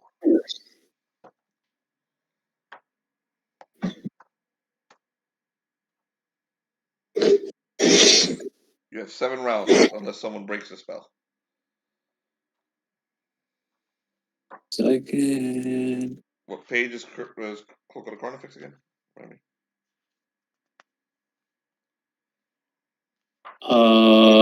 I don't know. I don't think it's in the DCC book. It's in the end. Yes, it is. Is it? I don't have the page number here. I have to add it again. I remember seeing it earlier. It was a high level spell. The Cloak of the Carnifex. I believe it's either in the main book or in. Yeah, it might be in the other book. The Carnifex, I think, is in. He's one of the. There he is. Got him. Yeah. So it's the other book? It's in the annual. Page 53 in the annual. Okay. Go for a break. Yeah, Brian, could you write that down? Page 53, annual? Yeah. Go for it, man. All right, let's do this. So gonna roll it, and I'm gonna do it the annoying way through this thing here. So it has my bonuses. 25. Nice. 25? All right. Yeah. You're going to write this down because I don't think we're finishing tonight, so keep these notes for next week. Okay? You may cloak yourself in one ally touch, so you have no allies at the moment unless you want to cloak Cthulhu. Foes must succeed on a DC 20 will save to see or hear the cloaked PCs, so you're completely cloaked. Groth disappears. 1d16 plus class level rounds. So roll a 1d16 to add your level. Until then, you're cloaked. Any attacks against you are automatically absorbed by the cloak. Cloak characters may attempt a DC 20 reference reflex save to avoid damage from a magical weapon or spell. So you can roll saving throws to protect yourself. That's a really nice spell. Roll 1d16 plus 2, and I got a 17. Okay, so you got 17 rounds cloaked in the Carnifex. Oh, shit. You roll a DC 20 reflex save to avoid any damage from a magical weapon or a spell. Nothing else can hurt you right now. Okay? Only a magical weapon or a spell. And you get to roll saving throw against those things. Okay? Nice. DC 20 reflex save is what you have to roll against them. Just remember that. Alright, so that's it for you, right? Let's put some Yeah, cameras I on stay that looking at. Groth is. He stays wide eyes observing. Yes, let's.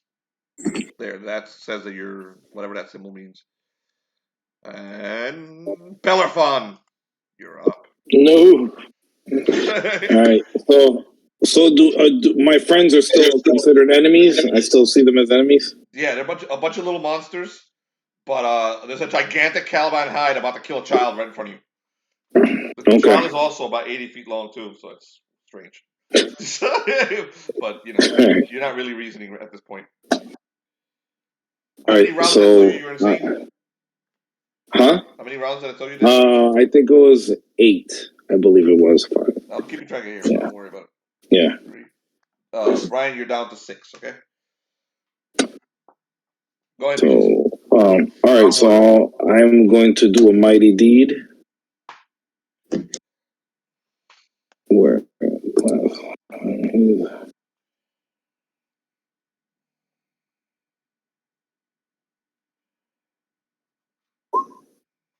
Okay, so 10. Okay. And I'm going Tell me what to. deed is before you roll. Huh? You What sneaky happened? fuck. Tell me what your deed is before What? you roll. What are you doing? Sneaky. You know what I'm gonna do. You know what I'm gonna do. Yeah, slash into him. I'm gonna try and I'm gonna do my blade into the ground and nuke the site. Oh, so you're nuking, but where? Where's the blade going? Oh, here. Okay, so you're attempting to hit just Cthulhu, though, right? Yeah. And any other evil things that get caught in the wave, And the wave. Oh yeah, Brian and Magnus and Ben the But Butcher. it only kills evil things, right? Groth and Magnus and Ben the Butcher. Oh yeah, I forgot. Are all evil. I mean, Purely evil he's characters. right here. So I think I'm mainly hitting Cthulhu, but I don't know how far that wave is gonna go. Go ahead, roll the hit Cthulhu. All right, so.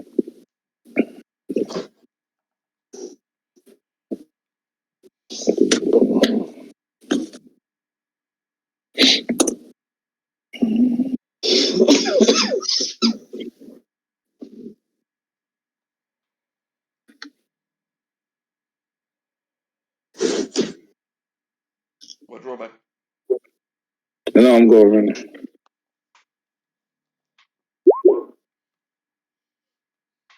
Oh, wait, wrong dice. You rolled a hit.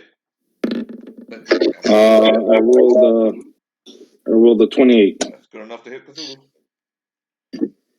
Roll for your damage. Okay. Well, what damage would that wave do? Whatever you the amount of damage from a blade, unless you have the same damage you would do from your sword. Unless you have some kind of power in the sword. I think you do have some fire abilities in the sword. You can use that if you want. Yeah, I do. Yeah. Okay. Use damage from that if you want. So, all right.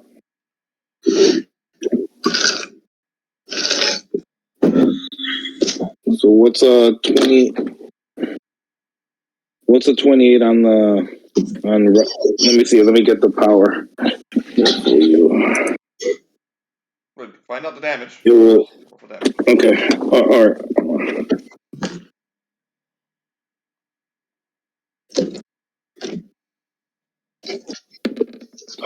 25. 25. Okay.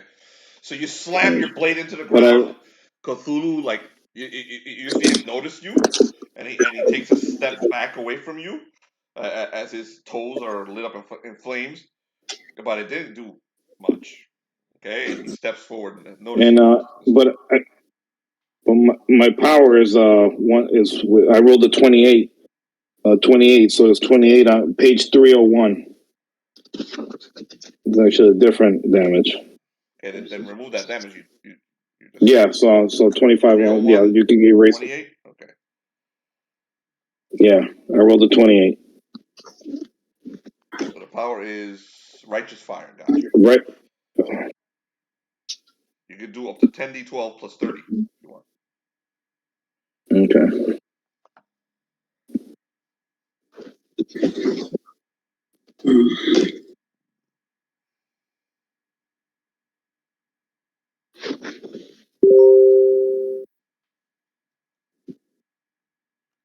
make a roll.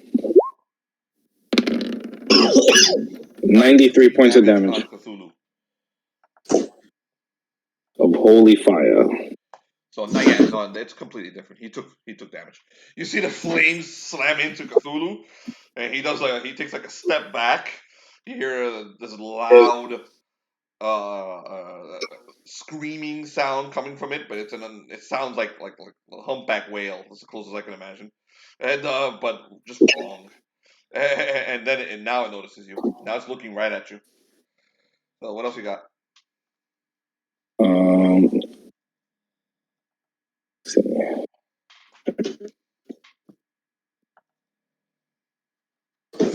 You're still alive, Caliban Hyde? Ah!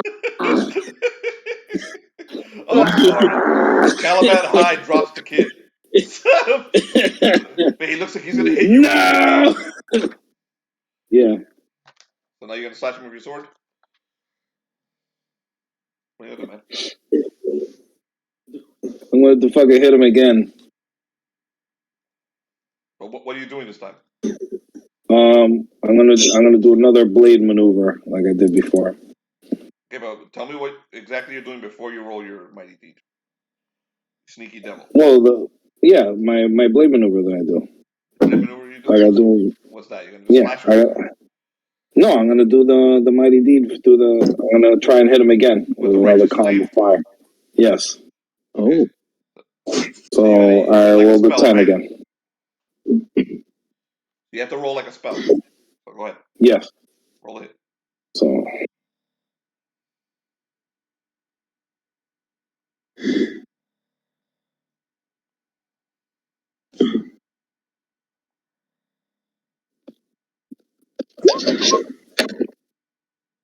Uh, 22 this time. Okay. One target. It's a little weaker.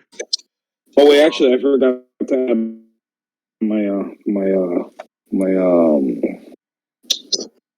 my luck thing. My precise 25. 25. Okay, it's a little stronger. Okay, that hits. Roll a 10d6 plus 10. Okay. So Bellerophon is like just slamming flame righteous blast after righteous pulse into Cthulhu.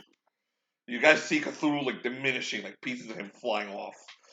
But at the moment you see them fly off, they start quickly, very slowly regenerating. Go ahead, do your damage. 55 points of damage, all. So Cthulhu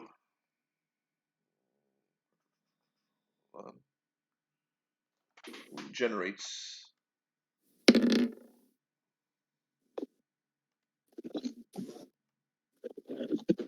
instantaneously regenerates that much. 10 points back. So the 148 damage you did, he already regenerated 10. It just keeps happening. You see it slowly regenerating. Okay, if you weren't completely insane right now, you would realize that hitting it physically isn't going to do much. But I'm role playing my character. He's fucking nuts right now. But you're doing the equivalent of slamming him with a boat, right? With the end of a boat. You're doing the equivalent of slamming him with a boat. So that's it for Bellerophon. Suzurra's on her ass. I got one more attack. What? I save my attack, my last attack. Okay. No, you can go if you want. But this one is weaker, right? Yes. I'm gonna save it. Okay, so I'm gonna put you right in front of Cthulhu, by the way. You're in front of him. Yes. Suzurra is on her ass. Unless somebody throws a heal at Suzurra, she's gonna be fucking rolling death saves. But I can't see her. I see her as an enemy, right? No, she's a demon to you. You can't be the one that heals her. Yeah. Ben the Butcher. You're up. Am I able to speak to Ben in the moment where, right before, am I able to speak to him for like a half second? Of course. Go ahead. Ben, we have a deviant over to our right. You should gather his attention while I move around this beast. Ben starts heading towards Groth with his blade dragon. and starts like doing like a smiling glee thing. Yeah, strike him. He's like, Groth, you see that strange dwarven skeleton with a cleaver heading straight for you. So he's got the shroud up, so he's invisible right now and almost invincible. But I'm not sure if that item is magical or not. You might be able to hit him. Yeah, it is. Okay. The only thing it does, besides from being magical, that when you cut into somebody, the person has rainbow like blood. Nice. So you're gonna try and strike at the spot where you saw him last. What are you gonna do? You're gonna try and strike at the spot that you saw him last. Pretty much. You see, like Ben the Butcher, like starts swinging randomly where he thinks he is. Okay, roll to hit him. You may roll for disadvantage. What's your armor class, Brain?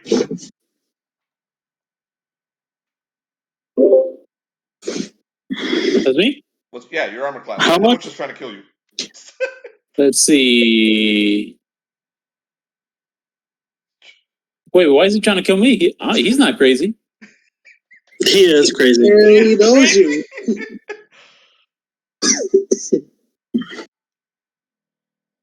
13. He doesn't need to have anything cast on him. He is crazy. Yeah. Give me a second. Give your armor class, Brain. 13. 13. Disadvantage, Jonathan. Roll twice.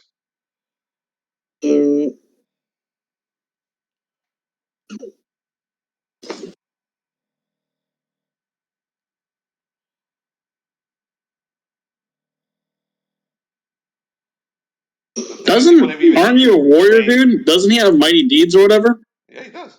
Brain, the thing is that Jonathan's never played a warrior. Well, he doesn't pay attention. Brain, he wouldn't have even been able to hit you if it wasn't for the fact that his items, his cleaver's magical. Yep. Let's see. I'm fairly certain you get like a 1d6 or something. He's doing a deed, I imagine, to try and hit him. Jonathan, dude. That's what I'm. 1d6. 1d6 for your deed is 1d6. You don't have to do disadvantage on the deed. You have to do disadvantage on the actual roll. Okay, so you flunked the deed. So add that to your normal roll and then roll for disadvantage. Your lowest roll is the one that goes through. Yeah. That plus your strength plus the bonuses from the weapon. Sorry, Luz. No. Kirk isn't here. There's no one to heal you. Bellerophon's on his butt. I could have healed her. I still got an attack, but the fucking call of Cthulhu fucked me up. Yeah. Yeah. That would do it.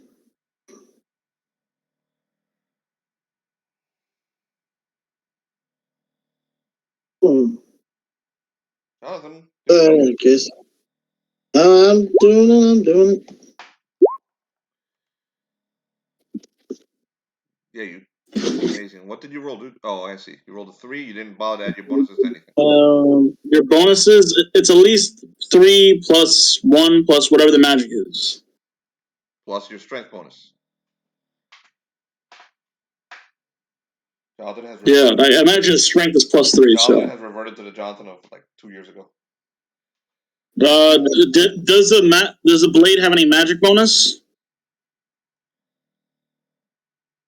No, that's one thing I remember. Okay, then he didn't hit. It's 3 plus 1. Okay. So it's fucking.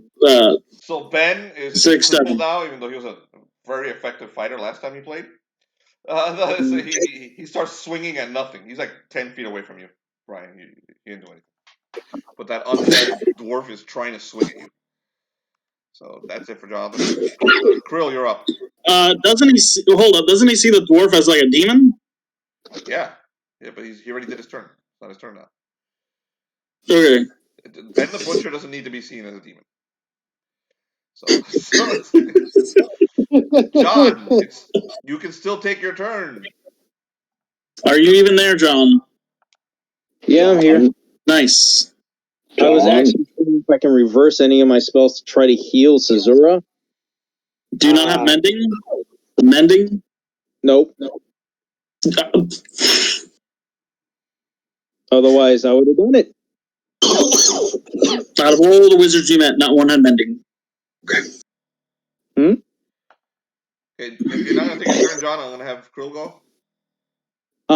How far is Cthulhu from everybody else? Cthulhu is engaged with Bellerophon. He is about 10 feet away from Ben the Butcher and Groth. Damn He it. is about 30 feet away from Krill. He is about 30 feet away from you. He is inside of a skyscraper. Yeah, Which means that's he's right kind in of. front of you guys. How about his head? How far away is it from us? His head If you can away actually from tell. you? About From 60 everyone. feet up. 60 feet? 60 feet plus whatever amount, however far away it is from you. I think it's 30 feet away from you, so it'll be about 90 feet from you. But it's right in front of Bellerophon. So if I hit. Alright. Because my plan was exceedingly stupid. Really? The problem is I'm afraid. You said it's about 60 feet up, right? Yeah, about 60 feet up. What are you gonna do, man? Come on, blow everybody up. We know what you're planning. Yeah, just do it. I know you play this game every time. Just blow everyone up. All good. Yep.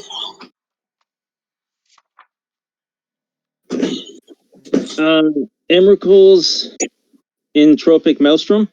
Yes. What I'm thinking about. What page is 213? Is that that chaos thing that he? Yes, that's the one that he made Did everything you really, even really fucking good read with. the spell? Roll, John! Shut up.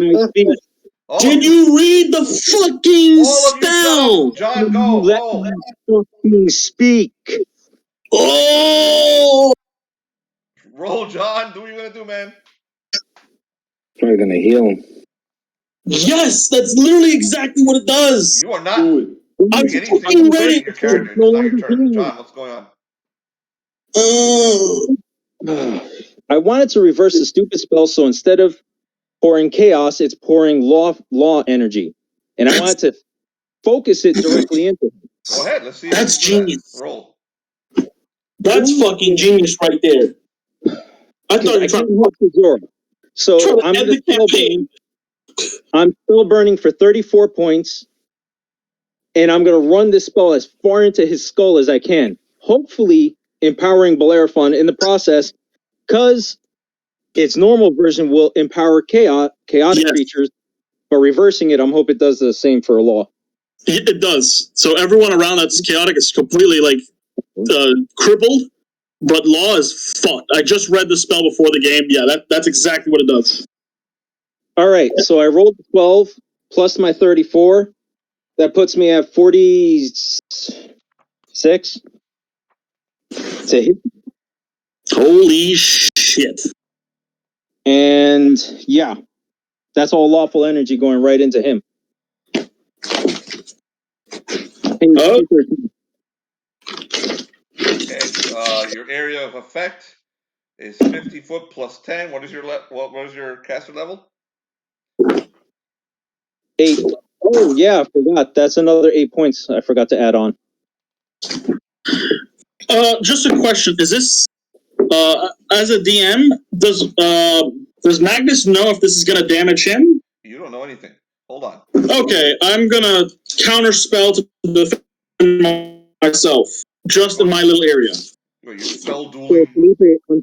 I'm trying, like I said, I'm trying to fire it at the maximum to minimize it hitting as many of the chaotic or evil characters as possible. The only one I want affected is Cthulhu, as well as Bellerophon. All right. Let's see. Probably gonna look like a toothpick hitting him in the head, though. This is kind of funny part. I hope that doesn't fucking kill me. Plus that his spell does, right? What?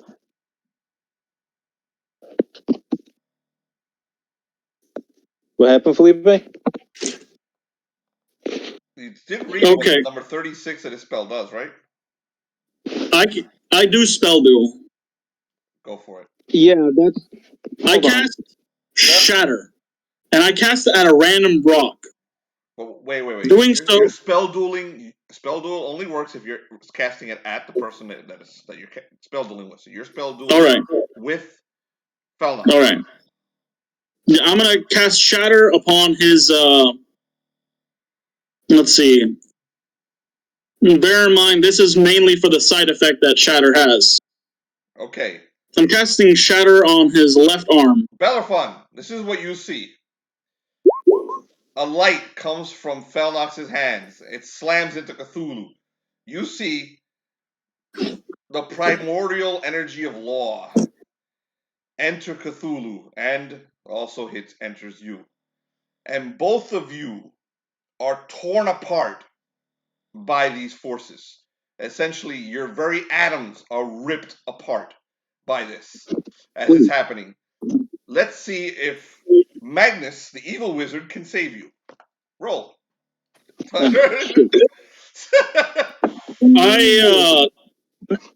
rolled. This doesn't magically turn into a healing spell, John. It's still terrible, dude. Yeah.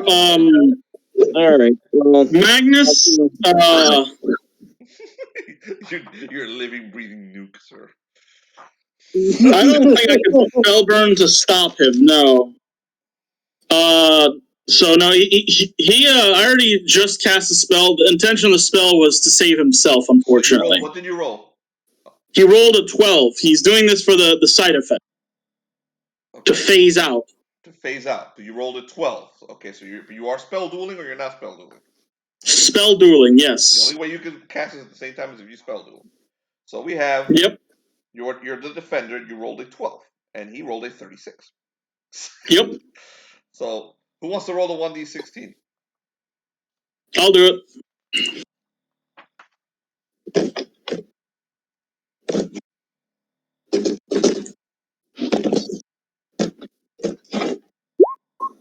Whoops. Can I roll a defensive maneuver since I saved my attack? Hold on. Technically, if you have a... Whoops, I did a 1d6, sorry. Let me see what he did. What'd you roll, Tyler? Hold up, I didn't roll it right. 1d16. If I let you read what he did, I think you'll understand why you... 7. There's no defensive maneuver. The only thing that can stop this is time. If you have any spells as a paladin... But then again, you weren't looking at him. You had your back to him. I do have a spell. He can spell duel. He was holding back. Yeah, so you can spell duel. You did hold back, so you're good. You're good. You can spell duel. Let's see what Tyler does first. Roll that, Ty. I rolled a 7.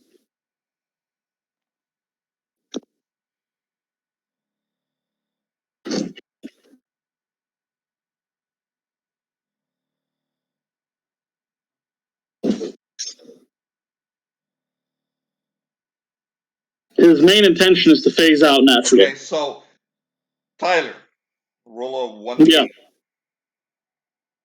Yeah. All right. Felix, do spell duel. And what spell are you casting? I'm casting Shatter. Well, no, I know what you're casting. Felix, decide what spell you're casting while I do what happens. Okay, I know what I'm going to cast.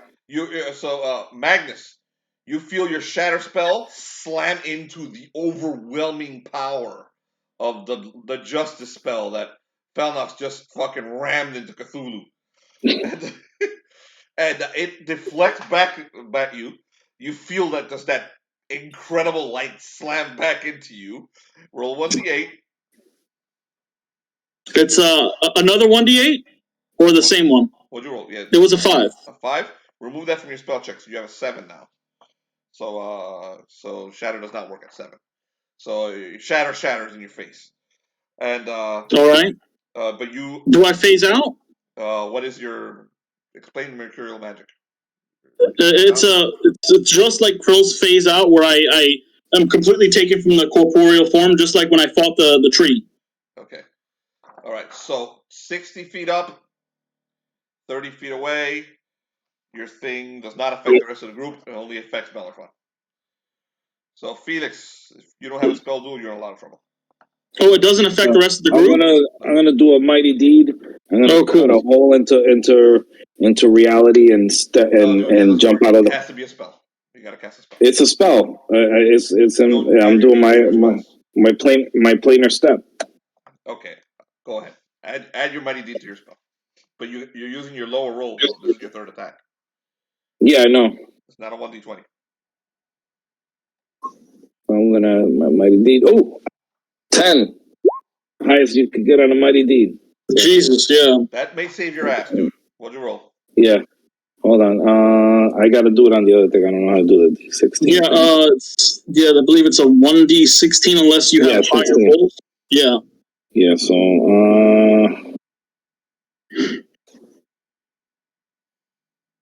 so I rolled a 12.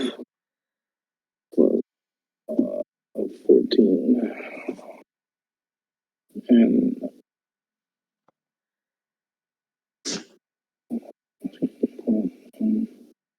36. 36.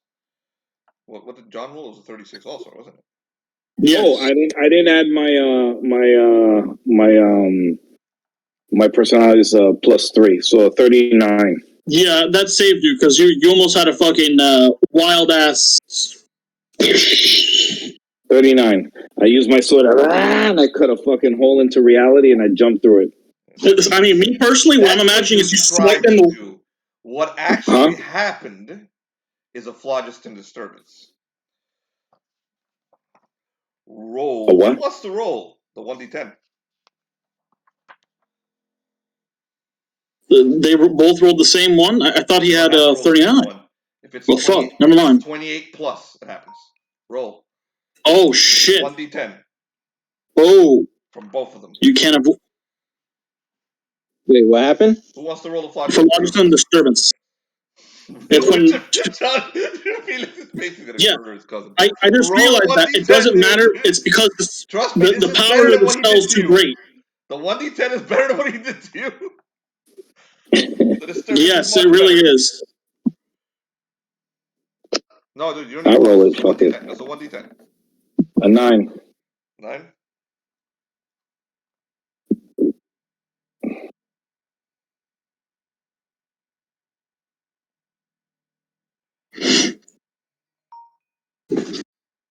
Okay, we're gonna have a little fun now. So, you guys, both spells implode in on themselves. You actually feel reality start to shift into itself, and then there's an explosion. Bellerophon, you're released from the Call of Cthulhu.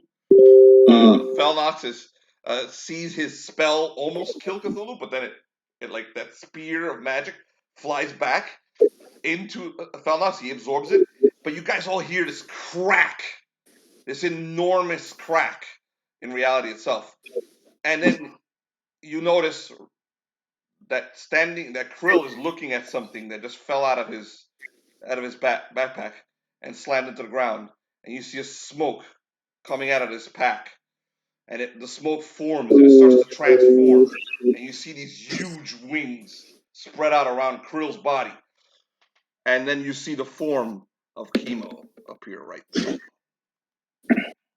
Great. Who's Chemo again? Dragon. Deadly dragon. Very bad. Very bad. Right behind Krill. Oh shit. He looks around all of you, he looks right at Bellerophon, and if a skeleton dragon can smile, he smiles. And we're gonna end this right here. It went to am I dead? I thought we were gonna finish tonight. Okay, I wasn't able to do my move, but yeah. You're gonna be the first person next week, dude. It's 9:10, so we're gonna end it now. Yeah, I have. Don't worry, I have it all written down. I have all the written down. So. Yeah, you're the next initiative, Jonathan. Don't worry about it. But you know what? Yeah, we still have. Go for it, Jonathan. I don't have to wake up early in the morning tomorrow. No, let's finish the round. I'm not gonna go. Haste. I'm saying it too. I have stuff to do, so that's why I like to do it. Finish at 9. But let's let Krill do his round. Go, Jonathan. Krill, you notice what happened.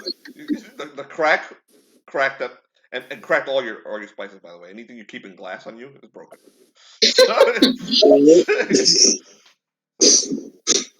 His spices are all done. He doesn't go till next round. What do you do, man? I cast haste. On who? On me. Man. What roll? What page and roll? Cast haste. How'd you take it's ironic? RPG for real. Yeah. Mm-hmm. I was going to roll it to get Suzurra, but Yep. Nice.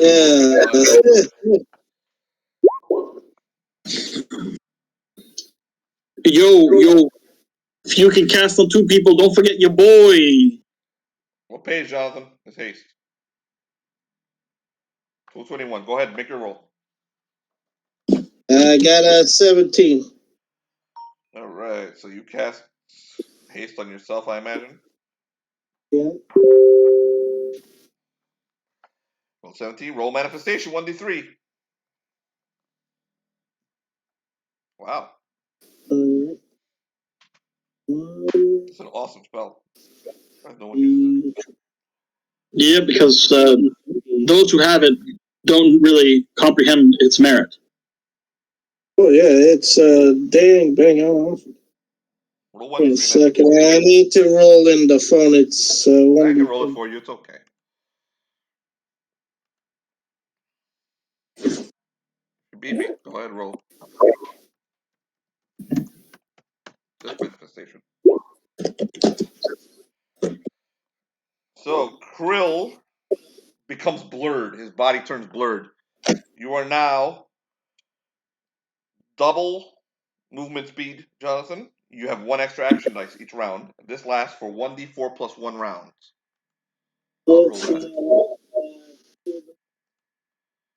Remember this next game, okay? Yep. I'll remember it for you. I'm writing it down. Haste. 3 rounds of this, Jonathan. Okay, you are. I'm sorry, 2 rounds of this. And you have double movement speed and an extra action dice. You can actually cast again if you want. This round. And run very fast. Shit. Yeah. You can probably get in there. No, you'll be very close. Yeah, you can be right. He could. Yeah, I'll let you get in there if you want. You could get in there and help someone else get in there who needs to get in there. No, you can get in there. I'm GTF, from this situation. Okay, so you're running. You're running into the temple. Finally. Yeah. You're gonna go help with the actual problem. So Krill will join in. We'll join in the Nero encounter next game. Okay, inside finally the fucking the cavalry arrives. One person arrives to help you, Nero. So we'll pick up next game inside the temple with Nero, and then we'll come back outside to the clusterfuck outside. Yes. Well, these Bellerophons, shook him out of his stupor. Maybe he could wake up Suzurra next game. Yeah, so... if you don't, Magnus might. Now you have the since the dragon came... Now you have the Dragon Lich there. Yeah, yeah, waking her up is... the spell's duration is 2. Well, we could use her arm. Yeah. Magnus was gonna bring her back, and then a fucking Draco Lich came to life. Her 3-foot long arm. Yeah, it's a club. We're going to more of a club. kill that initiative next game, and then you guys can RP with Chemo for about 2 seconds before Cthulhu continues his attacks. And we'll see what happens. So, sorry you didn't get to do much today, Luce. You kind of got knocked out. That's okay. But everyone's still alive. Yeah. But Magnus can save you. This is not going to happen in 2 hours. This is gonna happen in like Yeah. 6 hours. So we'll Well, finish it. Bellerophon would have brought her back if the thing was that he was fucking insane.